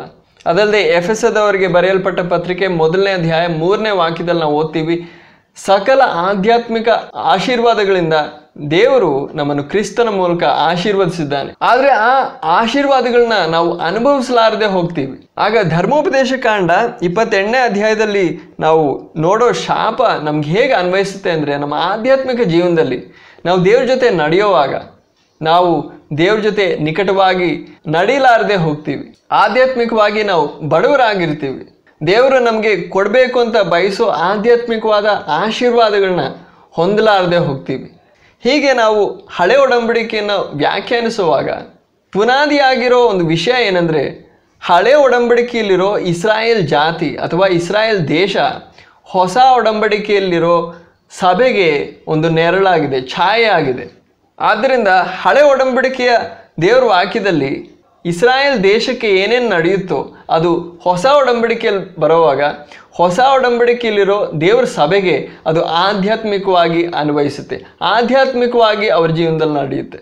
ಆಗ ಇಸ್ರಾಯೇಲಿಯರಿಗೆ ಏನು ಶಾರೀರಿಕವಾಗಿ ನಡೀತಾ ಇತ್ತೋ ಅದು ಆಧ್ಯಾತ್ಮಿಕವಾಗಿ ನಮ್ಮ ಮೇಲೆ ಪ್ರಭಾವ ಬೀರುತ್ತೆ. ಅದು ಮಾತ್ರವಲ್ಲದೆ ಯಾರಾದರೂ ನಮ್ಮ ಮೇಲೆ ಶಾಪ ಹಾಕಿದ್ರೆ ಅದು ನಮ್ಮ ಮೇಲೆ ಪ್ರಭಾವ ಬೀರುತ್ತಾ? ಅದ್ರ ವಿಷಯವಾಗಿ ನಾವು ಸ್ವಲ್ಪ ನೋಡೋಣ. ನಾವು ದೇವ್ರ ಮಕ್ಕಳಾಗಿದ್ದೇವೆ, ನಾವು ರಕ್ಷಣೆ ಹೊಂದಿದ್ದೇವೆ. ಯಾರಾದರೂ ನಮ್ಮ ಮೇಲೆ ಶಾಪ ಹಾಕಿದ್ರೆ ಅದು ನಮ್ಮ ಮೇಲೆ ಪ್ರಭಾವ ಬೀರುತ್ತೆ. ದೇವ್ರ ವಾಕ್ಯ ಇದ್ರ ಬಗ್ಗೆ ಏನು ಹೇಳುತ್ತೆ ಅಂತ ನಾವು ಸ್ವಲ್ಪ ಗಮನಿಸೋಣ. ಜ್ಞಾನೋಕ್ತಿಗಳು ಅದರಲ್ಲಿ 26ನೇ ಅಧ್ಯಾಯ ಅದರಲ್ಲಿ 2ನೇ ವಚನ. ಅಲೆದಾಡುವ ಪಕ್ಷಿಯಂತೆಯೂ ಹಾರಾಡುವ ಬಾನಕ್ಕಿಯಂತೆಯೂ ಕಾರಣವಿಲ್ಲದ ಶಾಪವು ಬರುವುದಿಲ್ಲ. ಇಲ್ಲಿ ದೇವ್ರ ವಾಕ್ಯ ನಮ್ಗೆ ತಿಳಿಸೋದು, ಯಾರಾದರೂ ಕಾರಣವಿಲ್ಲದೆ, ಒಂದು ಕಾರಣವೂ ಇಲ್ಲದೆ ನಮ್ಮ ಮೇಲೆ ಶಾಪ ಹಾಕಿದ್ರೆ ಆ ಶಾಪ ಯಾವ ಪ್ರಭಾವನೂ ನಮ್ಮ ಮೇಲೆ ಬೀರಲ್ಲ. ಆದ್ದರಿಂದ ಯಾರಾದರೂ ನಮ್ಮ ಮೇಲೆ ಶಾಪ ಹಾಕುವಾಗ ನಾವು ಹೆದರ್ಬೇಕಾಗಿರೋ ಅವಶ್ಯ ಇಲ್ಲ. ದೇವರು ನಮ್ಮನ್ನು ಸಂರಕ್ಷಿಸ್ತಾನೆ. ಯಾರಾದರೂ ಶಾಪ ಹಾಕಿದ್ರು ಅಂತ ನಮ್ಮ ಜೀವನದಲ್ಲಿ ಕೇಡು ಸಂಭವಿಸಲ್ಲ. ಆದರೆ ಯಾರಾದರೂ ಒಂದು ಕಾರಣ ಇದ್ದು ನಮ್ಮ ಮೇಲೆ ಶಾಪ ಹಾಕಿದ್ರೆ ಆ ಶಾಪ ನಮ್ಮ ಮೇಲೆ ಪ್ರಭಾವ ಬೀರುತ್ತಾ? ಅದರ ವಿಷಯವಾಗಿ ದೇವ್ರ ವಾಕ್ಯ ಓದೋಣ. ವಿಮೋಚನ ಕಾಂಡ ಅದರಲ್ಲಿ 22ನೇ ಅಧ್ಯಾಯ ಅದರಲ್ಲಿ 26 ಮತ್ತು 27ನೇ ವಚನಗಳು. ನಿನ್ನ ನೆರೆಯವನ ಉಡುಪನ್ನು ಅಡವಾಗಿ ತಂದರೆ ಸೂರ್ಯನು ಮುಳುಗುವುದರೊಳಗೆ ಅವನಿಗೆ ಹಿಂದಕ್ಕೆ ಕೊಡಬೇಕು. ಯಾಕೆಂದರೆ ಅದು ಅವನಿಗೆ ಒಂದೇ ಹೊದಿಕೆಯಾಗಿದೆ, ಅದೇ ಅವನ ಮೈಗೆ ಉಡುಪು. ಅವನು ಯಾವುದನ್ನು ಹೊದ್ದುಕೊಂಡು ಮಲಗಿಯಾನು? ಅವನು ನನಗೆ ಮೊರೆಯಿಟ್ಟರೆ ನಾನು ಕೇಳುವೆನು, ಯಾಕೆಂದರೆ ನಾನು ಕೃಪಾಳುವು. ಈ ವಾಕ್ಯ ಭಾಗದಲ್ಲಿ ನಾವು ಶಾಪದ ಬಗ್ಗೆ ನಾವು ಓದ್ತಾ ಇಲ್ಲ. ಆದರೆ ಈ ವಾಕ್ಯ ಭಾಗದಿಂದ ಒಂದು ಮಾತು ಅರ್ಥ ಆಗೋದು ಏನಂದರೆ, ನಾವು ಯಾರಿಗಾದರೂ ತಪ್ಪು ಮಾಡಿದ್ರೆ ಆ ತಪ್ಪು ಅನುಭವಿಸೋ ಆ ವ್ಯಕ್ತಿ, ಆ ನೋವು ಅನುಭವಿಸೋ ವ್ಯಕ್ತಿ ದೇವರನ್ನು ಪ್ರಾರ್ಥನೆ ಮಾಡುವಾಗ ದೇವರು ಆ ವ್ಯಕ್ತಿಯ ಪ್ರಾರ್ಥನೆಯನ್ನು ಕೇಳಿ ನಮ್ಮನ್ನು ಸಂದರ್ಶಿಸ್ತಾನೆ. ಯಾಕಂದರೆ ದೇವರು ಹೇಳೋದು, ನಾನು ದಯೆಯುಳ್ಳ ದೇವರು. ಆದ್ದರಿಂದ ನಾವು ಯಾರಿಗಾದರೂ ತಪ್ಪು ಮಾಡಿದ್ರೆ ಆ ವ್ಯಕ್ತಿ ಶಾಪ ಕೊಡೋದಲ್ಲ, ದೇವ್ರ ಕಡೆಗೆ ತಿರುಗಿ ನಮ್ಮ ವಿರುದ್ಧವಾಗಿ ಪ್ರಾರ್ಥನೆ ಮಾಡಿದ್ರೆ ದೇವರು ಖಂಡಿತವಾಗಿ ಕೇಳ್ತಾನೆ. ನಾವು ದೇವ್ರ ಮಕ್ಕಳು ಆಗಿದ್ರೂ ಕೂಡ ನಾವು ತಪ್ಪೇನಾದರೂ ಮಾಡಿದರೆ ಖಂಡಿತವಾಗಿ ಆ ಶಾಪ ಅಂತ ಅಲ್ಲ, ಯಾವ ರೀತಿ ನಾವು ನಮ್ಮ ಮಕ್ಕಳಿಗೆ ಶಿಕ್ಷೆ ಕೊಡ್ತೀವೋ, ಯಾರಾದರೂ ಏನಾದರೂ ತಪ್ಪು ಮಾಡೋವಾಗ ಅವ್ರಿಗೆ ಶಿಕ್ಷೆ ಕೊಡ್ತೀವೋ ಅದೇ ರೀತಿ ದೇವರು ನಮಗೆ ಶಿಕ್ಷೆ ಕೊಡ್ತಾನೆ. ಅದಲ್ಲದೆ ಕೆಲವರು ಹೇಳೋದುಂಟು, ತಲತಲಾಂತರವಾಗಿ ಪೂರ್ವಿಕರಿಂದ ಬರೋ ಶಾಪ, ನಮ್ಮ ತಂದೆ ತಾಯಿಗಳಿಂದ ಒಂದು ಶಾಪ ತಲತಲಾಂತರವಾಗಿ ಹರಡ್ತಾ ಬರ್ತಾ ಇದೆ, ಅದು ಒಂದೊಂದು ತಲಾಂತರಕ್ಕೂ ಬರ್ತಾ ಇದೆ, ಆ ಶಾಪ ನಮ್ಮ ಮೇಲೂ ಇದೆ ಅಂತ. ಆ ಶಾಪವನ್ನು ಮುರಿಯೋದಕ್ಕೆ ಈ ಸೇವಕರು ಬರ್ತಾರೆ, ನಾವು ಈ ಶಾಪಗಳನ್ನ ನಾವು ಮುರಿತೀವಿ ಅಂತ. ಅದ್ರ ಬಗ್ಗೆ ದೇವ್ರ ವಾಕ್ಯ ಏನು ಹೇಳುತ್ತೆ ಅಂತ ನಾವು ಗಮನಿಸೋಣ. ಮೊಟ್ಟ ಮೊದಲಾಗಿ ದೇವ್ರ ವಾಕ್ಯದಲ್ಲಿ ಪೂರ್ವಿಕರಿಂದ ಬರುವ ಶಾಪದ ಬಗ್ಗೆ ನಾವು ಓದ್ತೀವಿ, ಇಲ್ಲ ಅಂತ ಅಲ್ಲ, ಹಳೆ ಒಡಂಬಡಿಕೆಯಲ್ಲಿ ಇದೆ. ಆದರೆ ಕ್ರಿಸ್ತನ ಮೂಲಕ ನಾವು ರಕ್ಷಣೆ ಹೊಂದುವಾಗ ಎಲ್ಲ ವಿಧವಾದ ಬಂಧನಗಳಿಂದ, ಶಾಪಗಳಿಂದ ನಾವು ವಿಮೋಚನೆ ಹೊಂದ್ತೀವಿ.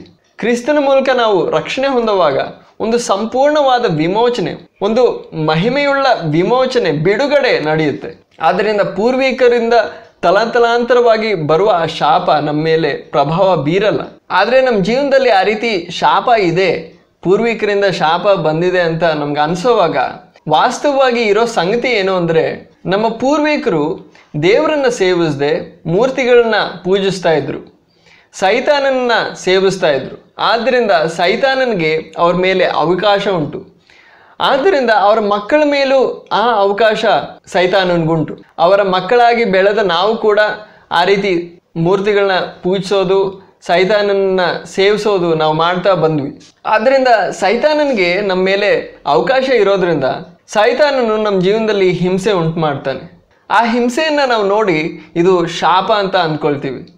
ಆದರೆ ವಾಸ್ತವವಾಗಿ ನಡೆಯೋ ವಿಷಯ ಏನು ಅಂದರೆ, ನಮ್ಮ ಜೀವನದಲ್ಲಿ ಪಾಪ ಇರೋದ್ರಿಂದ ಸೈತಾನನಿಗೆ ನಮ್ಮ ಜೀವನದಲ್ಲಿ ಅವಕಾಶ ಇದೆ. ಆದ್ದರಿಂದ ಸೈತಾನ್ ನಮ್ಮ ಜೀವನದಲ್ಲಿ ಹಿಂಸೆ ಉಂಟು ಮಾಡೋದಕ್ಕೂ ಕೇಡು ಉಂಟು ಮಾಡೋದಕ್ಕೂ ಆಸ್ಪದ ಉಂಟಾಗುತ್ತೆ.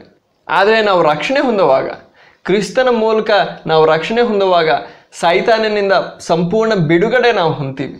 ಆದ್ದರಿಂದ ಅಂತಹ ಎಲ್ಲ ಕೇಡಿನಿಂದ ನಾವು ರಕ್ಷಣೆ ಹೊಂದ್ತೀವಿ, ಬಿಡುಗಡೆ ಹೊಂದ್ತೀವಿ. ಆದರೆ ದೇವ್ರ ವಾಕ್ಯ ಪೇತ್ರನು ಬರೆದ ಮೊದಲನೇ ಪತ್ರಿಕೆಯಲ್ಲಿ 1ನೇ ಅಧ್ಯಾಯ ಅದರಲ್ಲಿ 18-19 ವಾಕ್ಯಗಳನ್ನ ನಾವು ಓದೋಣ. ನಿಮ್ಮ ತಂದೆಗಳಿಂದ ಕಲಿತುಕೊಂಡ ಸಂಪ್ರದಾಯದ ವ್ಯರ್ಥವಾದ ನಡವಳಿಕೆಯಿಂದ ನಿಮಗೆ ಬಿಡುಗಡೆಯಾದದ್ದು ನಶಿಸಿ ಹೋಗುವ ಬೆಳ್ಳಿ ಬಂಗಾರದಿಂದಲ್ಲ, ಆದರೆ ಪೂರ್ಣಾಂಗವಾದ ನಿಷ್ಕಳಂಕ ಕುರಿಮರಿಯ ರಕ್ತದಿಂದಲೋ ಎಂಬಂತೆ ಕ್ರಿಸ್ತನ ಅಮೂಲ್ಯವಾದ ರಕ್ತದಿಂದಲೇ ಎಂದು ನೀವು ಬಲ್ಲಿರಲ್ಲವೇ. ಇಲ್ಲಿ ದೇವ್ರ ವಾಕ್ಯ ಏನದ್ರ ಬಗ್ಗೆ ಹೇಳುತ್ತೆ ಅಂದರೆ, ನಮ್ಮ ತಂದೆ ತಾಯಿಗಳಿಂದ ಕಲಿತುಕೊಂಡ ಸಂಪ್ರದಾಯದ ವ್ಯರ್ಥವಾದ ನಡವಳಿಕೆಯಿಂದ, ಆ ವ್ಯರ್ಥವಾದ ನಡವಳಿಕೆ, ನಾವು ಕ್ರಿಸ್ತನ ಮೂಲಕ ರಕ್ಷಣೆ ಹೊಂದೋದಕ್ಕಿಂತ ಮುಂಚೆ ನಮ್ಮ ನಡವಳಿಕೆ ವ್ಯರ್ಥವಾದದ್ದಾಗಿತ್ತು. ಒಂದು ಕೆಟ್ಟ ನಡವಳಿಕೆ ಆಗಿತ್ತು, ಪಾಪದ ನಡವಳಿಕೆ ಆಗಿತ್ತು. ಅದರಿಂದ ದೇವರು ನಮ್ಮನ್ನು ವಿಮೋಚಿಸ್ದ. ಆಗ ದೇವ್ರ ವಾಕ್ಯ ನಮ್ಗೆ ತಿಳಿಸೋದು, ನಮ್ಮ ಪೂರ್ವಿಕರಿಂದ ನಮಗೆ ಸಿಕ್ಕಿರೋದು ಒಂದು ಶಾಪ ಅಲ್ಲ, ಅವರಿಂದ ಸಂಪ್ರದಾಯದ ಮೂಲಕ ನಮಗೆ ಸಿಕ್ಕಿರೋದು ಅವರ ವ್ಯರ್ಥವಾದ ನಡವಳಿಕೆ. ಅಂತಹ ಒಂದು ವ್ಯರ್ಥವಾದ ನಡವಳಿಕೆಯ ಅನುಸಾರವಾಗಿ ನಡೆಯೋದ್ರಿಂದ ಸೈತಾನನಿಗೆ ಅವ್ರ ಮೇಲೆ ಅವಕಾಶ ಇತ್ತು. ಅದೇ ವ್ಯರ್ಥವಾದ ನಡವಳಿಕೆಯನ್ನು ನಾವು ಕೂಡ ಹಿಂಬಾಲಿಸೋದ್ರಿಂದ ಸೈತಾನನಿಗೆ ನಮ್ಮ ಮೇಲೂ ಅವಕಾಶ ಸಿಕ್ತು. ಆದ್ದರಿಂದ ಸೈತಾನ ನಮ್ಮ ಜೀವನದಲ್ಲಿ ಅನೇಕ ಪ್ರಕಾರವಾದ ಕೇಡು ಉಂಟು ಮಾಡ್ತಾನೆ. ಅದು ಶಾಪ ಅಂತಲ್ಲ, ಆ ನಡವಳಿಕೆಯಿಂದ ನಮಗೆ ವಿಮೋಚನೆ ಬೇಕು, ನಮಗೆ ಬಿಡುಗಡೆ ಬೇಕು. ಕ್ರಿಸ್ತನ ಮೂಲಕ ಆ ಬಿಡುಗಡೆ ನಮಗೆ ದೇವರು ಅನುಗ್ರಹಿಸಿದ್ದಾನೆ ಎಂಬುದಾಗಿ ನಾವು ಈ ವಾಕ್ಯ ಭಾಗದಲ್ಲಿ ನಾವು ಓದ್ಬೋದು. ಅದಲ್ಲದೆ ದೇವ್ರ ಮಕ್ಕಳ ವಿರುದ್ಧವಾಗಿ ಯಾರಾದರೂ ಮಾಟ ಮಂತ್ರ ಮಾಡಿದ್ರೂ ಕೂಡ ಅದು ನಮ್ಮ ಮೇಲೆ ಪ್ರಭಾವ ಬೀರಲ್ಲ. ಅದರ ವಿಷಯವಾಗಿ ಅರಣ್ಯಕಾಂಡ 23ನೇ ಅಧ್ಯಾಯ ಅದರಲ್ಲಿ 23ನೇ ವಚನ ನಾವು ಓದೋಣ. ನಿಶ್ಚಯವಾಗಿ ಯಾಕೋಬನಿಗೆ ವಿರೋಧವಾಗಿ ಶಕುನವಿಲ್ಲ, ಇಸ್ರಾಯೇಲನಿಗೆ ವಿರೋಧವಾಗಿ ಯಾವ ಕಣಿ ಇಲ್ಲ. ತತ್ಕಾಲದಲ್ಲಿ ದೇವರು ಏನು ಮಾಡಿದನೆಂದು ಯಾಕೋಬನ ವಿಷಯವಾಗಿಯೂ ಇಸ್ರಾಯೇಲಿನ ವಿಷಯವಾಗಿಯೂ ಹೇಳುವರು. ಈ ವಾಕ್ಯ ಭಾಗವನ್ನು ನಾವು ಓದುವಾಗ ಇಸ್ರಾಯೇಲ್ಯರ ಬಗ್ಗೆ ಬರೆಯಲ್ಪಟ್ಟಿದೆ. ಇಸ್ರಾಯೇಲ್ಯರನ್ನು ದೇವರು ವಿಮೋಚಿಸಿದ್ದು ಒಂದು ಕುರಿಮರಿಯ ರಕ್ತದ ಮೂಲಕ. ಆದರೆ ದೇವರ ಕುರಿಮರಿಯಾದ ಯೇಸು ಕ್ರಿಸ್ತನ ಮೂಲಕ ನಾವು ರಕ್ಷಣೆ ಹೊಂದಿದ್ದೇವೆ, ವಿಮೋಚನೆ ಹೊಂದಿದ್ದೇವೆ. ನಾವು ಯೇಸು ಕ್ರಿಸ್ತನ ಅಮೂಲ್ಯವಾದ ರಕ್ತದ ಮೂಲಕ ನಾವು ಕೊಂಡ್ಕೊಳ್ಳಲ್ಪಟ್ಟಿದ್ದೇವೆ. ಆದ್ದರಿಂದ ಈ ವಾಕ್ಯ ಭಾಗವು ಇನ್ನೂ ಎಷ್ಟು ಮಟ್ಟಕ್ಕೆ ನಮಗೆ ಅನ್ವಯಿಸುತ್ತೆ. ದೇವರು ನಮ್ಮನ್ನು ಸಂರಕ್ಷಿಸ್ತಾ ಇದ್ದಾನೆ. ಯಾವ ವಿಧವಾದ ಮಾಟ ಮಂತ್ರ ನಮ್ಮ ಮೇಲೆ ಪ್ರಭಾವ ಬೀರಲ್ಲ. ಆದ್ದರಿಂದ ಯಾರಾದರೂ ನಮ್ಮ ಮೇಲೆ ಶಾಪ ಹಾಕಿದ್ರು, ಮಾಟ ಮಂತ್ರ ಮಾಡಿದ್ರು, ನಾವು ಹೆದರಬೇಕಾಗಿಲ್ಲ, ಯಾವ ರೀತಿಯೂ ಚಿಂತೆ ಪಡಬೇಕಾಗಿಲ್ಲ. ನಾವು ದೇವರಲ್ಲಿ ಸುರಕ್ಷಿತವಾಗಿದ್ದೇವೆ. ನಾವು ದೇವ್ರ ಜೊತೆ ನಡಿಬೇಕು, ದೇವರಿಗೆ ವಿಧೇಯರಾಗಿ ಆತನಿಗೆ ಮೆಚ್ಚುಗೆ ಆಗುವ ರೀತಿಯಲ್ಲಿ ನಾವು ನಡಿಬೇಕು. ಅದಾಗಿರಬೇಕು ನಮ್ಮ ಗುರಿ, ಅದ್ರ ಮೇಲೆ ಆಗಿರಬೇಕು ನಮ್ಮ ಗಮನ. ಅದು ಮಾತ್ರವಲ್ಲದೆ ನಮ್ಮ ಜೀವನದಲ್ಲಿ ಏನಾದರೂ ಕೆಟ್ಟದ್ದು ನಡೆದಿದ್ರೆ, ಏನಾದರೂ ದುರ್ಘಟನೆ ನಡೆದ್ರೆ ಇದು ನಮ್ಮ ಕರ್ಮ ಅಂತ ಹೇಳ್ತೀವಿ. ನಮ್ಮ ಭಾಷೆಯಲ್ಲಿ ಕರ್ಮ ಅಂದರೆ ಹಳೆ ಜನ್ಮದಲ್ಲಿ ನಾವೇನೋ ಮಾಡಿದ್ವಿ, ಅದಕ್ಕೆ ನಾವು ಅನುಭವಿಸ್ತಾ ಇದ್ದೀವಿ, ನಾವು ಮಾಡಿರೋ ಕರ್ಮಗಳನ್ನ ನಾವು ಅನುಭವಿಸ್ತಾ ಇದ್ದೀವಿ ಅಂತ ಹೇಳ್ತೀವಿ. ದೇವ್ರ ವಾಕ್ಯ ಅದ್ರ ವಿಷಯವಾಗಿ ಹೇಳುತ್ತೆ ಇದು ಸಂಪೂರ್ಣವಾಗಿ ಸುಳ್ಳಾಗಿದೆ ಎಂಬುದಾಗಿ. ಅದ್ರ ವಿಷಯವಾಗಿ ದೇವ್ರ ವಾಕ್ಯದಿಂದ ಓದೋಣ. ಇಬ್ರಿಯರಿಗೆ ಬರೆಯಲ್ಪಟ್ಟ ಪತ್ರಿಕೆ 9ನೇ ಅಧ್ಯಾಯ ಅದರಲ್ಲಿ 27ನೇ ವಚನ. ಒಂದೇ ಸಾರಿ ಸಾಯುವುದು, ತರುವಾಯ ನ್ಯಾಯ ತೀರ್ಪು ಮನುಷ್ಯರಿಗೆ ನೇಮಕವಾಗಿದೆ. ಆಗ ದೇವ್ರ ವಾಕ್ಯ ಇಲ್ಲಿ ಹೇಳೋದು ಮನುಷ್ಯರಿಗೆ ಒಂದೇ ಸಾರಿ ಸಾಯೋದಕ್ಕೆ ನೇಮಿಸಲ್ಪಟ್ಟಿರೋದು. ನಾವು ಮತ್ತೆ ಬರೋದು ಮತ್ತೆ ಸಾಯೋದು, ಮತ್ತೆ ಬರೋದು ಮತ್ತೆ ಸಾಯೋದು, ಆ ರೀತಿ ನಡೆಯಲ್ಲ. ದೇವ್ರ ವಾಕ್ಯ ಸ್ಪಷ್ಟವಾಗಿ ನಮ್ಗೆ ತಿಳಿಸುತ್ತೆ ಮನುಷ್ಯನು ಒಂದೇ ಸಾರಿ ಬಂದಿದ್ದು. ನೀವು ನಾನು ಒಂದೇ ಸಾರಿ ಬಂದಿರೋದು, ನೀವು ಮುಂಚೆ ಬಂದಿರಲಿಲ್ಲ. ನಿಮ್ಮ ಹಿಂದಿನ ಜನ್ಮದ ಕರ್ಮ ಇವತ್ತು ನೀವು ಅನುಭವಿಸ್ತಾ ಇಲ್ಲ. ಇವತ್ತು ನಿಮ್ಮ ಜೀವನದಲ್ಲಿ ಏನೆಲ್ಲ ನಡೀತಾ ಇದೆಯೋ ಅದರ ಕಾರಣ ನೀವು ಹಿಂದಿನ ಜನ್ಮದಲ್ಲಿ ಏನೋ ಮಾಡಿದ್ರಿ ಅಂತ ಅಲ್ಲ. ಆ ಕರ್ಮ ಅನ್ನೋ ಸಿದ್ಧಾಂತದಲ್ಲಿ ಯಾವೊಂದು ಸತ್ಯನೂ ಇಲ್ಲ.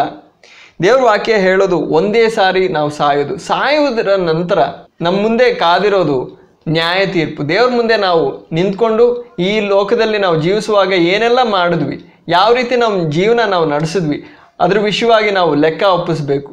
ದೇವರು ನಮ್ಮನ್ನು ಉಂಟು ಮಾಡಿದ್ದು ಒಂದು ಉದ್ದೇಶ ಇಟ್ಕೊಂಡು ಉಂಟು ಮಾಡಿದ್ದಾನೆ.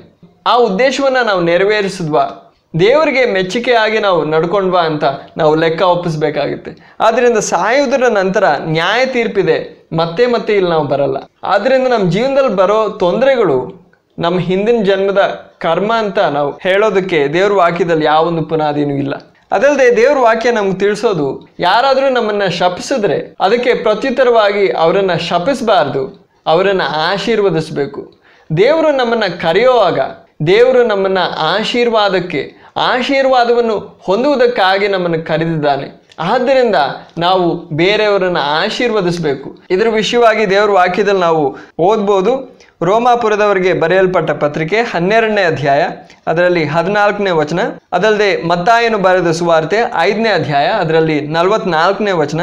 ಪೇತ್ರನು ಬರೆದ ಮೊದಲನೇ ಪತ್ರಿಕೆ 3ನೇ ಅಧ್ಯಾಯ ಅದರಲ್ಲಿ 9ನೇ ವಚನ. ಈ ವಾಕ್ಯ ಭಾಗದಲ್ಲಿ ಪೇತ್ರನು ಬರೆದ ಮೊದಲನೇ ಪತ್ರಿಕೆ 3ನೇ ಅಧ್ಯಾಯ 9ನೇ ವಾಕ್ಯದಲ್ಲಿ ದೇವ್ರ ವಾಕ್ಯ ಹೇಳೋದು ದೇವರು ನಿಮ್ಮನ್ನ ಆಶೀರ್ವಾದವನ್ನು ಹೊಂದುವುದಕ್ಕಾಗಿ ಕರೆದಿದ್ದಾನೆ. ಆದ್ದರಿಂದ ನೀವು ಯಾರಾದರೂ ನಿಮ್ಮನ್ನು ಶಪಿಸಿದ್ರೆ ಅವರನ್ನು ಆಶೀರ್ವದಿಸಿ. ಯಾಕಂದರೆ ಅವ್ರು ನಿಮ್ಮನ್ನು ಶಪಿಸಿದ್ರೂ ಕೂಡ ಆ ಶಾಪ ನಿಮ್ಮನ್ನು ತಟ್ಟಲ್ಲ, ಅದು ಯಾವ ಪ್ರಭಾವನೂ ನಿಮ್ಮ ಮೇಲೆ ಬೀರಲ್ಲ. ನೀವು ಆಶೀರ್ವಾದಕ್ಕೆ ಕರೆಯಲ್ಪಟ್ಟಿದ್ದೀರ. ಆದ್ದರಿಂದ ನೀವು ಶಾಪ ಹಾಕೋದು ನಿಮಗೆ ಯೋಗ್ಯವಾದದ್ದಲ್ಲ. ನೀವು ಬೇರೆಯವ್ರನ್ನ ಆಶೀರ್ವದಿಸಿ, ಯಾರ ಮೇಲೂ ನೀವು ಶಾಪ ಹಾಕಬಾರ್ದು. ಅವ್ರು ಎಷ್ಟೇ ಕೆಟ್ಟದ್ದು ಮಾಡಿದ್ರು, ನಿಮ್ಮ ಜೀವನದಲ್ಲಿ ಎಷ್ಟೇ ನೋವು ಉಂಟು ಮಾಡಿದ್ರು, ಅವರನ್ನು ಯಾವತ್ತೂ ನೀವು ಶಪಿಸಬಾರ್ದು, ನೀವು ಆಶೀರ್ವದಿಸಿ ಅಂತ ದೇವ್ರ ವಾಕ್ಯ ನಮಗೆ ತಿಳಿಸುತ್ತೆ. ಆದ್ದರಿಂದ ಪ್ರಿಯ ಸಹೋದರರೇ ಸಹೋದರಿಯರೇ, ನಿಮ್ಮ ಜೀವನದಲ್ಲಿ ಏನಾದರೂ ನೋವು ಇದ್ದರೆ, ತೊಂದರೆಗಳಿದ್ದರೆ ಅದು ಶಾಪ ಅಂತ ನೀವು ತಿಳ್ಕೊಬೇಡಿ. ನಿಮ್ಮ ಜೀವನದಲ್ಲಿ ಒಂದು ತೊಂದರೆ ಬಂದಿದ್ದೆ, ಇದು ನನ್ನ ಮೇಲೆ ಯಾವುದಾದ್ರೂ ಶಾಪ ಇರ್ಬೋದು ಅಂತ ಅಂದ್ಕೊಳ್ಳೋ ಬದಲಾಗಿ ನೀವು ದೇವರ ಸನ್ನಿಧಿಗೆ ಹೋಗಿ ಪ್ರಾರ್ಥನೆಯಲ್ಲಿ ಸಮಯವನ್ನು ಚಳವಳಿಸಿ. ಅಂತಹ ಸಂದರ್ಭಗಳಲ್ಲಿ ನೀವು ಸ್ಮರಿಸಬೇಕಾಗಿರೋದು, ಕ್ರಿಸ್ತನು ಶ್ರಮೆಪಟ್ಟ, ಕ್ರಿಸ್ತನ ಅಪೊಸ್ತಲರು ಶ್ರಮೆಪಟ್ಟರು. ಮೊದಲನೇ ಶತಮಾನದಲ್ಲಿದ್ದ ಸಭೆಯು, ಆ ವಿಶ್ವಾಸಿಗಳು ಕೂಡ ಶ್ರಮೆಪಟ್ಟರು. ಅವ್ರ ಮೇಲೆ ದೇವರ ಶಾಪ ಇರಲಿಲ್ಲ. ಅವರ ಪೂರ್ವಿಕರ ಶಾಪ ಅವ್ರ ಮೇಲೆ ಇರೋದ್ರಿಂದ ಅಲ್ಲ ಅವರು ಶ್ರಮೆ ಪಟ್ಟದ್ದು. ಆದ್ದರಿಂದ ಕ್ರೈಸ್ತರ ಜೀವನದಲ್ಲಿ ಶ್ರಮೆಗಳಿವೆ, ಕಷ್ಟಗಳು, ತೊಂದರೆಗಳು, ನೋವುಗಳಿವೆ. ಆದರೆ ಅದ್ರ ಕಾರಣ ನಮ್ಮ ಮೇಲೆ ಶಾಪ ಇದೆ ಅಂತ ಅಲ್ಲ. ನಾವು ಕ್ರಿಸ್ತನನ್ನು ಹಿಂಬಾಲಿಸೋದಕ್ಕೆ ಕರೆಯಲ್ಪಟ್ಟಿದ್ದೇವೆ. ನಮ್ಮ ಕರ್ತನಾದ ಯೇಸು ಕ್ರಿಸ್ತನ ಹಿಂಬಾಲಿಸೋದಕ್ಕೆ ನಾವು ಕರೆಯಲ್ಪಟ್ಟಿರುವಾಗ ನಾವು ಸ್ಮರಿಸಬೇಕಾಗಿರೋದು, ಮೊದಲನೇ ಶತಮಾನದ ಅಪೊಸ್ತಲರು ನಮ್ಮ ಕರ್ತನನ್ನು ಹಿಂಬಾಲಿಸಿದ್ರು. ಆ ರೀತಿ ಹಿಂಬಾಲಿಸುವಾಗ ಅವ್ರ ಜೀವನದಲ್ಲೂ ಶ್ರಮೆ ಬಂತು, ನಮ್ಮ ಕರ್ತನ ಜೀವನದಲ್ಲಿ ಶ್ರಮೆ ಬಂತು, ಅಪೊಸ್ತಲರ ಜೀವನದಲ್ಲಿ ಶ್ರಮೆ ಬಂತು, ಮೊದಲನೇ ಶತಮಾನದ ವಿಶ್ವಾಸಿಗಳ ಜೀವನದಲ್ಲಿ ಶ್ರಮೆ ಬಂತು. ಆದರೆ ಅದಕ್ಕೆ ಕಾರಣ ಶಾಪ ಆಗಿರಲಿಲ್ಲ. ಅವರು ಕ್ರಿಸ್ತನ ಮೂಲಕ ರಕ್ಷಣೆ ಹೊಂದುವಾಗ ಎಲ್ಲ ಶಾಪಗಳಿಂದ ಅವರು ವಿಮೋಚನೆ ಹೊಂದಿದ್ರು. ಆದರೂ ಕೂಡ ಅವ್ರ ಜೀವನದಲ್ಲಿ ಶ್ರಮೆಗಳು ಬಂದವು. ಅವರನ್ನೇ ನಾವು ಹಿಂಬಾಲಿಸೋದಕ್ಕೆ, ಅದೇ ಮಾರ್ಗದಲ್ಲಿ ನಡೆಯೋದಕ್ಕೆ ನಾವು ಕರೆಯಲ್ಪಟ್ಟಿದ್ದೇವೆ. ಅದಲ್ಲದೆ ಈ ರೀತಿ ನೀವು ದೇವರ ಸನ್ನಿಧಿಯಲ್ಲಿ ಪ್ರಾರ್ಥನೆ ಮಾಡುವಾಗ ನಿಮ್ಮ ಜೀವನದಲ್ಲಿರೋ ಶ್ರಮೆಗಳು ಏನಕ್ಕೆ ನೀವು ಅನುಭವಿಸ್ತಾ ಇದ್ದೀರಾ, ಇವುಗಳ ಹಿಂದೆ ದೇವ್ರ ಉದ್ದೇಶ ಏನು ಅಂತ ತಿಳ್ಕೊಳ್ಳೋದಕ್ಕೆ ನೀವು ದೇವ್ರ ಸನ್ನಿಧಿಯಲ್ಲಿ ಹುಡುಕೋವಾಗ ನಿಮ್ಮ ಮನೋಭಾವ ಸರಿಯಾಗಿರಬೇಕು. ದೇವ್ರ ಮುಂದೆ ನಿಮ್ಮ ಜೀವನ ಪೂರ್ಣವಾಗಿ ಸಮರ್ಪಿತವಾಗಿರಬೇಕು. ದೇವರೇ, ನಿನ್ನ ಚಿತ್ತವೇನೋ ಅದು ನಡೀಲಿ, ನನ್ನ ಚಿತ್ತವಲ್ಲ, ನನ್ನ ಯೋಜನೆ ಅಲ್ಲ, ನನ್ನ ಆಸೆಗಳು ಕೋರಿಕೆಗಳಲ್ಲ ಕರ್ತನೆ, ನಿನ್ನ ಚಿತ್ತವು ನನ್ನ ಜೀವನದಲ್ಲಿ ನೆರವೇರಲಿ. ನಮ್ಮ ಜೀವನದಲ್ಲಿ ಯಾವೊಂದು ಕಹಿ, ಯಾವೊಂದು ವಿದ್ರೋಹ ಇಲ್ಲದೆ ದೇವರ ಸನ್ನಿಧಿಯಲ್ಲಿ ನಾವು ಕುಳಿತುಕೋಬೇಕು. ಒಂದು ಕಹಿಯಾದ ಬೇರನ್ನು ನಮ್ಮ ಮನಸ್ಸಲ್ಲಿ ಇಟ್ಕೊಂಡು ಅಲ್ಲ ನಾವು ಪ್ರಾರ್ಥನೆ ಮಾಡಬೇಕಾಗಿರೋದು. ಎಲ್ಲ ಕಹಿಯನ್ನು, ವಿದ್ರೋಹವನ್ನು ನಾವು ಬಿಟ್ಟು ದೇವರಿಗೆ ನಾವು ಸಂಪೂರ್ಣವಾಗಿ ಸಮರ್ಪಿತರಾಗಿ, ದೇವರ ಚಿತ್ತ ನನ್ನ ಜೀವನದಲ್ಲಿ ನೆರವೇರಲಿ. ಅದು ಕಹಿಯಾಗಿದ್ರು, ಅದು ಕಠಿಣವಾಗಿದ್ರು, ಅದು ನನಗೆ ನೋವು ಕೊಡುವಂಥದ್ದಾಗಿದ್ರು, ದೇವ್ರ ಚಿತ್ತ ನನ್ನ ಜೀವನದಲ್ಲಿ ನೆರವೇರಲಿ. ಮೊಟ್ಟ ಮೊದಲನೇದಾಗಿ ನಾವು ದೇವ್ರ ಸನ್ನಿಧಿಗೆ ಬರೋವಾಗ, ಪ್ರಾರ್ಥನೆ ಮಾಡುವಾಗ ನಮ್ಮ ಜೀವನದಲ್ಲಿ ಆ ಸಮರ್ಪಣೆಯ ಮನೋಭಾವ ಅವಶ್ಯವಾಗಿದೆ. ಆ ರೀತಿ ನಾವು ಪ್ರಾರ್ಥನೆ ಮಾಡುವಾಗ, ದೇವರ ಚಿತ್ತವನ್ನು ತಿಳ್ಕೊಳ್ಳೋದಕ್ಕೆ ಹುಡುಕೋವಾಗ, ಪ್ರಯತ್ನಿಸುವಾಗ, ದೇವ್ರು ಯಾರ ಮೂಲಕ ಮಾತಾಡಿದ್ರು ನೀವು ಕಿವಿ ಕೊಡೋದಕ್ಕೆ ತಯಾರಾಗಿರ್ಬೇಕು. ನಿಮ್ಮ ಜೀವನದಲ್ಲಿ ಶತ್ರುಗಳು ಅಂತ ಎಣಿಸೋ ಜನರ ಮೂಲಕನೂ ನಿಮ್ಮ ಜೊತೆ ಮಾತಾಡ್ಬೋದು. ಆವಾಗಲೂ ಕೂಡ ನೀವು ಕಿವಿ ಕೊಡಬೇಕು. ದೇವ್ರ ಶಬ್ದವನ್ನು ಕೇಳೋದಕ್ಕೂ ಗುರುತಿಸೋದಕ್ಕೂ ನೀವು ಯಾವಾಗಲೂ ಸಿದ್ಧವಾಗಿರಬೇಕು. ದೇವರು ಏನಾದರೂ ಹೇಳುವಾಗ ಕಲಿಯೋದಕ್ಕೆ, ತಿಳ್ಕೊಳ್ಳೋದಕ್ಕೆ ಮನಸ್ಸಿರಬೇಕು. ನಿಮ್ಮನ್ನು ನೀವೇ ತಗ್ಗಿಸ್ಕೊಳ್ಳೋದಕ್ಕೆ, ನಿಮ್ಮನ್ನು ನೀವೇ ದೇವರ ನಿಯಂತ್ರಣಕ್ಕೆ ಸಮರ್ಪಿಸೋದಕ್ಕೆ ನೀವು ಸಿದ್ಧವಾಗಿರಬೇಕು. ದೇವರು ನಿಮ್ಮ ಜೀವನದಲ್ಲಿ ಏನಾದರೂ ತಪ್ಪುಗಳನ್ನ ತೋರಿಸಿದ್ರೆ ಅದಕ್ಕೆ ನೆಪಗಳು ಹೇಳೋದಕ್ಕೆ ಬದಲಾಗಿ ನಿಮ್ಮ ತಪ್ಪುಗಳನ್ನ ಒಪ್ಕೊಳ್ಳೋದಕ್ಕೆ ಸಿದ್ಧವಾಗಿರಬೇಕು. ನೀವು ಮಾರ್ಪಡೋದಕ್ಕೆ ಸಿದ್ಧವಾಗಿರಬೇಕು. ನಾನು ಈ ರೀತಿ ನಡೀತಾ ಇದ್ದೀನಿ, ಜೀವಿಸ್ತಾ ಇದ್ದೀನಿ, ಆದರೆ ಇದು ತಪ್ಪು ಅಂತ ನಾನು ತಿಳ್ಕೊಂಡ್ರೆ ನಾನು ಮಾರ್ಪಡೋದಕ್ಕೆ, ನನ್ನ ನಡವಳಿಕೆಯಲ್ಲಿ ಒಂದು ಬದಲಾವಣೆ ತರೋದಕ್ಕೆ ನಾನು ಸಿದ್ಧವಾಗಿದ್ದೇನೆ. ನಿಮ್ಮ ಜೀವನದಲ್ಲಿ ಏನಾದರೂ ತಪ್ಪುಗಳಿವೆಯಾ? ನಿಮ್ಮ ಜೀವನದಲ್ಲಿ ಮಾಡಿರೋ ಪಾಪಗಳಿಗೆ ನೀವು ಕ್ಷಮಾಪಣೆ ಹೊಂದಿದ್ದೀರಾ? ನಿಮ್ಮ ಮನಸ್ಸಾಕ್ಷಿ ನಿರ್ಮಲವಾಗಿದೆಯಾ? ದೇವ್ರ ಮುಂದೆ ನಿಮ್ಮ ಮನಸ್ಸಾಕ್ಷಿ ಹೇಗಿದೆ ಅಂತ ನೀವು ಶೋಧಿಸ್ಕೊಳ್ಬೇಕು. ಆ ರೀತಿ ನಿಮಗೆ ಏನಾದರೂ ಗೊತ್ತಾದರೆ, ನಮ್ಮ ಜೀವನದಲ್ಲಿ ಏನಾದರೂ ಪಾಪ ಇದೆ ಅಂತ ಗೊತ್ತಾದರೆ ಅವುಗಳಿಂದ ನೀವು ಮಾನಸಾಂತರ ಪಟ್ಟು ನಿಮ್ಮ ಪಾಪಗಳಿಂದ ತಿರುಗಿ ದೇವರ ಕಡೆಗೆ ತಿರುಗಿ ದೇವರ ಕರುಣೆ, ದೇವರ ಕ್ಷಮಾಪಣೆಗಾಗಿ ಬೇಡಬೇಕು. ಆ ರೀತಿ ದೇವ್ರ ಜೊತೆ ಇರೋ ನಿಮ್ಮ ಸಂಬಂಧ ಸರಿಯಾಗಬೇಕು. ಆದರೆ ನಿಮ್ಮ ಜೀವನದಲ್ಲಿ ಏನಾದರೂ ಪಾಪಗಳು ನಿಮಗೆ ಕಂಡು ಬರ್ತಾ ಇಲ್ಲ ಅಂದರೆ, ದೇವರೇ ನನ್ನ ಜೀವನದಲ್ಲಿರೋ ತಪ್ಪುಗಳನ್ನ ನನಗೆ ತೋರಿಸು, ದೇವರೇ ನನ್ನ ಜೀವನದಲ್ಲಿರೋ ಪಾಪಗಳನ್ನ ನನಗೆ ತೋರಿಸು. ಆ ರೀತಿ ನೀವು ಆತ್ಮಾರ್ಥವಾಗಿ ಪ್ರಾರ್ಥಿಸಿದ್ರೆ ಖಂಡಿತವಾಗಿ ದೇವರು ನಿಮ್ಮ ಜೀವನದಲ್ಲಿ ಏನಾದರೂ ಪಾಪಗಳಿದ್ದರೆ, ಕ್ಷಮಾಪಣೆ ಹೊಂದದೇ ಇರೋ ಪಾಪಗಳು ನಿಮ್ಮ ಜೀವನದಲ್ಲಿದ್ದರೆ ದೇವರು ಖಂಡಿತವಾಗಿ ತೋರಿಸ್ತಾನೆ. ಆದರೆ ನಿಮ್ಮ ಜೀವನದಲ್ಲಿ ಶ್ರಮೆಗಳು ಇರೋದಕ್ಕೆ ಕಾರಣ ಪಾಪನೂ ಆಗದೇ ಇರ್ಬೋದು. ನಿಮ್ಮ ಜೀವನದಲ್ಲಿ ಏನಾದರೂ ಶ್ರಮೆ ಇದ್ದರೆ ಅದರ ಅರ್ಥ ನಿಮ್ಮ ಜೀವನದಲ್ಲಿ ಪಾಪ ಇದೆ ಅಂತ ಅಲ್ಲ. ಆ ರೀತಿ ನಿಮಗೆ ನಿಮ್ಮ ಮನಸ್ಸಾಕ್ಷಿಯಲ್ಲಿ ಏನು ಕಾಣಿಸದೇ ಇದ್ದರೆ ನೀವು ತಿಳ್ಕೊಳ್ಬೇಕಾಗಿರೋದು, ದೇವರು ನನ್ನನ್ನು ರೂಪಿಸ್ತಾ ಇದ್ದಾನೆ. ದೇವರ ಉದ್ದೇಶ, ದೇವರ ಯೋಜನೆ ನಮ್ಮ ಜೀವನದ ಕುರಿತಾಗಿ, ನಿಮ್ಮ ಜೀವನದ ಕುರಿತಾಗಿ ಈ ಭೂಲೋಕದಲ್ಲಿ ಒಂದು ಸುಖಕರವಾದ ಜೀವನ ನಮಗೆ ಅನುಗ್ರಹಿಸೋದು ಅಂತ ಅಲ್ಲ. ದೇವರು ನಮ್ಮ ಸ್ವಭಾವವನ್ನು ರೂಪಿಸ್ತಾ ಇದ್ದಾನೆ. ಕ್ರಿಸ್ತನ ಪರಿಪೂರ್ಣವಾದ ಸ್ವಭಾವಕ್ಕೆ ಅನುರೂಪವಾಗುವಂತೆ ನಮ್ಮ ಸ್ವಭಾವವನ್ನು ರೂಪಿಸ್ತಾ ಇದ್ದಾನೆ. ಒಬ್ಬ ಅಕ್ಕಸಾಲಿಗನಂತೆ, ಒಬ್ಬ ಕುಂಬಾರನಂತೆ ನಮ್ಮನ್ನು ರೂಪಿಸ್ತಾ ಇದ್ದಾನೆ. ಆ ರೀತಿ ಆತನು ನಮ್ಮನ್ನು ರೂಪಿಸುವಾಗ ಅನೇಕ ವಿಧವಾದ ಶೋಧನೆಗಳಲ್ಲಿ, ಶ್ರಮೆಗಳಲ್ಲಿ ನಮ್ಮನ್ನು ಹಾದು ಹೋಗುವಂತೆ ಮಾಡ್ತಾನೆ. ಅದಲ್ಲದೆ ನಮ್ಮ ಜೀವನದಲ್ಲಿ ಶ್ರಮೆಗಳು ಬರುವಾಗ ಈ ಶ್ರಮೆಗಳ ಹಿಂದೆ ದೇವ್ರ ಉದ್ದೇಶ ಏನು, ದೇವ್ರ ಯೋಜನೆ ಏನು ಅಂತ ತಿಳ್ಕೊಳ್ಳೋದಕ್ಕೆ, ದೇವ್ರ ಚಿತ್ತ ಏನು ಅಂತ ತಿಳ್ಕೊಳ್ಳೋದಕ್ಕೆ ನಾವು ಮಾಡಬೇಕಾಗಿರೋ ವಿಷಯ, ಒಂದೊಂದು ದಿನಾನು ದೇವ್ರ ಜೊತೆ ನಾವು ಹೇಗೆ ನಡೀತಾ ಇದ್ದೀವಿ, ನಿಕಟವಾದ ಒಂದು ಸಂಬಂಧ ದೇವ್ರ ಜೊತೆ ನಮ್ಗೆ ಇದೆಯಾ ಇಲ್ವಾ ಅಂತ ನಾವು ನಮ್ಮನ್ನು ನಾವೇ ಶೋಧಿಸ್ಕೊಳ್ಬೇಕು. ನಾವು ಗಮನ ಇಡಬೇಕಾಗಿರೋ ಒಂದು ವಿಷಯ, ದೇವ್ರ ಜೊತೆ ನನ್ನ ಸಂಬಂಧ ಇವತ್ತು ಹೇಗಿದೆ, ನಿಕಟವಾದ ಒಂದು ಸಂಬಂಧ ಇದೆಯಾ ಇಲ್ವಾ. ಆ ರೀತಿ ನಾವು ದೇವ್ರ ಜೊತೆ ನಿಕಟವಾಗಿ ನಡೀದೇ ಇದ್ದರೆ, ಆಪ್ತವಾದ ಸಂಬಂಧ ನಾವು ಬೆಳೆಸ್ಕೊಳ್ದೇ ಇದ್ದರೆ, ಶ್ರಮೆಗಳು ಬರೋವಾಗ ನಾವು ಹೆದರ್ತೀವಿ, ನಾವು ಆಶ್ಚರ್ಯ ಪಡ್ತೀವಿ, ನಾವು ನಿರಾಶೆಗೊಳಗಾಗ್ತೀವಿ. ಆದರೆ ನಾವು ದೇವ್ರ ಜೊತೆ ನಾವು ನಿಕಟವಾಗಿ ನಡೀತಾ ಇದ್ದರೆ, ದೇವ್ರ ಜೊತೆ ಒಂದು ಆಪ್ತವಾದ ಸಂಬಂಧ ನಮಗಿದ್ರೆ, ದೇವರು ನಮ್ಮ ಜೀವನದಲ್ಲಿ ಎಲ್ಲಕ್ಕಿಂತ ಆಪ್ತವಾದ ಸ್ನೇಹಿತನಾಗಿದ್ದರೆ, ಶ್ರಮೆಗಳು ಬರೋವಾಗ ದೇವ್ರ ಚಿತ್ತ ನಮಗೆ ಗ್ರಹಿಸೋದಕ್ಕೆ ಸಾಧ್ಯವಾಗುತ್ತೆ. ಆ ಶ್ರಮೆಗಳನ್ನ ನಾವು ಧೈರ್ಯವಾಗಿ ಎದುರಿಸೋದಕ್ಕೆ ಸಾಧ್ಯವಾಗುತ್ತೆ. ನಮ್ಮ ಜೀವನದಲ್ಲಿ ನಡೆಯೋ ಘಟನೆಗಳನ್ನ, ವಿಷಯಗಳನ್ನ, ತೊಂದರೆಗಳನ್ನ ನಾವು ಸರಿಯಾದ ದೃಷ್ಟಿಕೋನದಲ್ಲಿ ನೋಡೋದಕ್ಕೆ ಸಾಧ್ಯವಾಗುತ್ತೆ. ಆದ್ದರಿಂದ ಶಾಪವನ್ನು ಮುರಿಯೋ ಸೇವೆ, ಇಂತಹ ಸೇವಕರು ಅವರ ವಂಚನೆಗಳಲ್ಲಿ ನೀವು ಸಿಲುಕಬಾರದು. ಶಾಪವನ್ನು ಮುರಿಯೋದು, ಶಾಪವನ್ನು ಮುರಿಯೋ ಸೇವೆ ಒಂದು ದುರ್ಬೋಧನೆ ಆಗಿದೆ. ಇದರಲ್ಲಿ ಯಾವೊಂದು ಸತ್ಯವೂ ಇಲ್ಲ, ಅದಕ್ಕೆ ದೇವ್ರ ವಾಕ್ಯದಲ್ಲಿ ಯಾವೊಂದು ಪುನಾದಿನೂ ಇಲ್ಲ ಅಂತ ನಾವು ನೋಡಿದ್ವಿ. ಆದ್ದರಿಂದ ಈ ದುರ್ಬೋಧನೆಯ ವಿಷಯವಾಗಿ ನೀವು ಎಚ್ಚರಿಕೆಯಾಗಿರ್ರಿ. ನೀವೊಂದು ವೇಳೆ ಇದ್ರ ಬಗ್ಗೆ ನೀವು ಮೊದಲನೇದಾಗಿ ಕೇಳ್ತಾ ಇದ್ರೆ ಇದ್ರ ವಿಷಯವಾಗಿ ಎಚ್ಚರಿಕೆ ಆಗಿರ್ರಿ. ಒಂದು ವೇಳೆ ಶಾಪವನ್ನು ಮುರಿಯೋದು, ಶಾಪವನ್ನು ಮುರಿಯೋ ಸೇವೆ ಇದೆಲ್ಲ ಸತ್ಯವು ಅಂತ ನಂಬಿದವರಾಗಿದ್ದರೆ ಆ ವಂಚನೆಯಿಂದ ಹೊರಬರೋದಕ್ಕೆ ಈ ಸಂದೇಶ ಪ್ರಯೋಜನ ಆಗಲಿ ಅಂತ ನಾನು ಬಯಸ್ತೀನಿ, ನಿರೀಕ್ಷಿಸ್ತೇನೆ, ಪ್ರಾರ್ಥಿಸ್ತೇನೆ. ಅದಲ್ಲದೆ ಮುಗ್ಧರಾದ ಯಾವ ವಿಶ್ವಾಸಿಗಳು ಇಂತಹ ವಂಚನೆಗಳಲ್ಲಿ ಸಿಲುಕು ಹೋಗಬಾರ್ದು. ಅದಕ್ಕಾಗಿ ಈ ಸಂದೇಶವನ್ನು, ಈ ಸತ್ಯಾಂಶವನ್ನು ಬೇರೆ ಎಲ್ಲರ ಜೊತೆನೂ ಹಂಚಿ ಅಂತ ನಾನು ಕೋರಿಕೊಳ್ತೇನೆ. ನಾವು ಕ್ರಿಸ್ತನ ಮೂಲಕ ರಕ್ಷಣೆ ಹೊಂದುವಾಗ ನಾವು ಎಲ್ಲ ವಿಧವಾದ ಶಾಪಗಳಿಂದ ನಾವು ಸಂಪೂರ್ಣ ವಿಮೋಚನೆ ಹೊಂದಿದ್ದೇವೆ.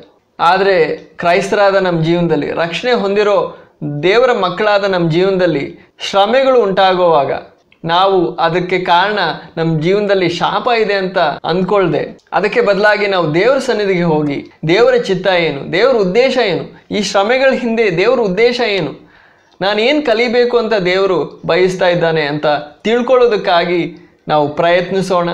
ಅದಕ್ಕೆ ಕಾರಣ ನಮ್ಮ ಜೀವನದಲ್ಲಿ ಏನಾದರೂ ಪಾಪ ಇದ್ದರೆ, ಕ್ಷಮಾಪಣೆ ಹೊಂದದೇ ಇರೋ ಪಾಪಗಳಿದ್ರೆ ಆ ಪಾಪಗಳಿಂದ ನಾವು ಮಾನಸಾಂತರಪಟ್ಟು ದೇವ್ರ ಮುಂದೆ ನಾವು ಕ್ಷಮಾಪಣೆ ಹೊಂದಿ ದೇವ್ರ ಜೊತೆ ಇರೋ ಸಂಬಂಧ ನಾವು ಸರಿಪಡಿಸೋಣ.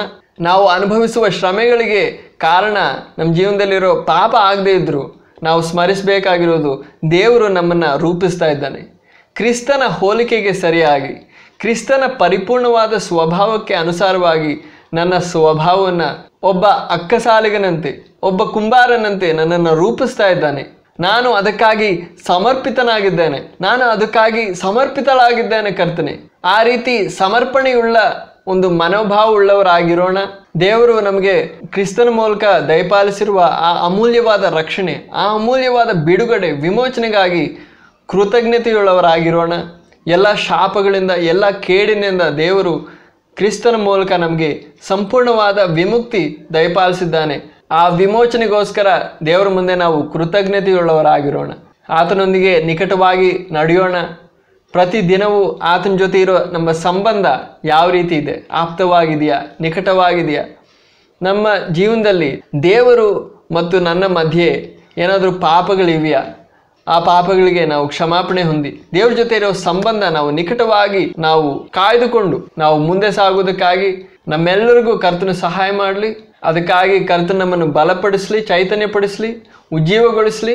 ನಮ್ಮನ್ನು ಆತನ ರಾಜ್ಯಕ್ಕಾಗಿ, ಆತನ ಉನ್ನತವಾದ ಕರೆಯುವಿಕೆಗೆ ಯೋಗ್ಯವಾದ ರೀತಿಯಲ್ಲಿ ಜೀವಿಸುವುದಕ್ಕಾಗಿ ನಮಗೆ ಸಹಾಯ ಮಾಡಲಿ. ಆ ರೀತಿ ಜೀವಿಸುವುದಕ್ಕಾಗಿ ಆತ್ಮಾರ್ಥದಿಂದ ಬಯಸುವವರಾಗಿರೋಣ. ಮತ್ತೊಮ್ಮೆ ಭೇಟಿ ಮಾಡೋದ್ವರೆಗೂ ಕರ್ತನು ನಿಮ್ಮೆಲ್ಲರೊಂದಿಗೆ ಕೂಡ ಇರಲಿ. ಕರ್ತನು ನಿಮ್ಮೆಲ್ಲರನ್ನು ಆಶೀರ್ವದಿಸಲಿ.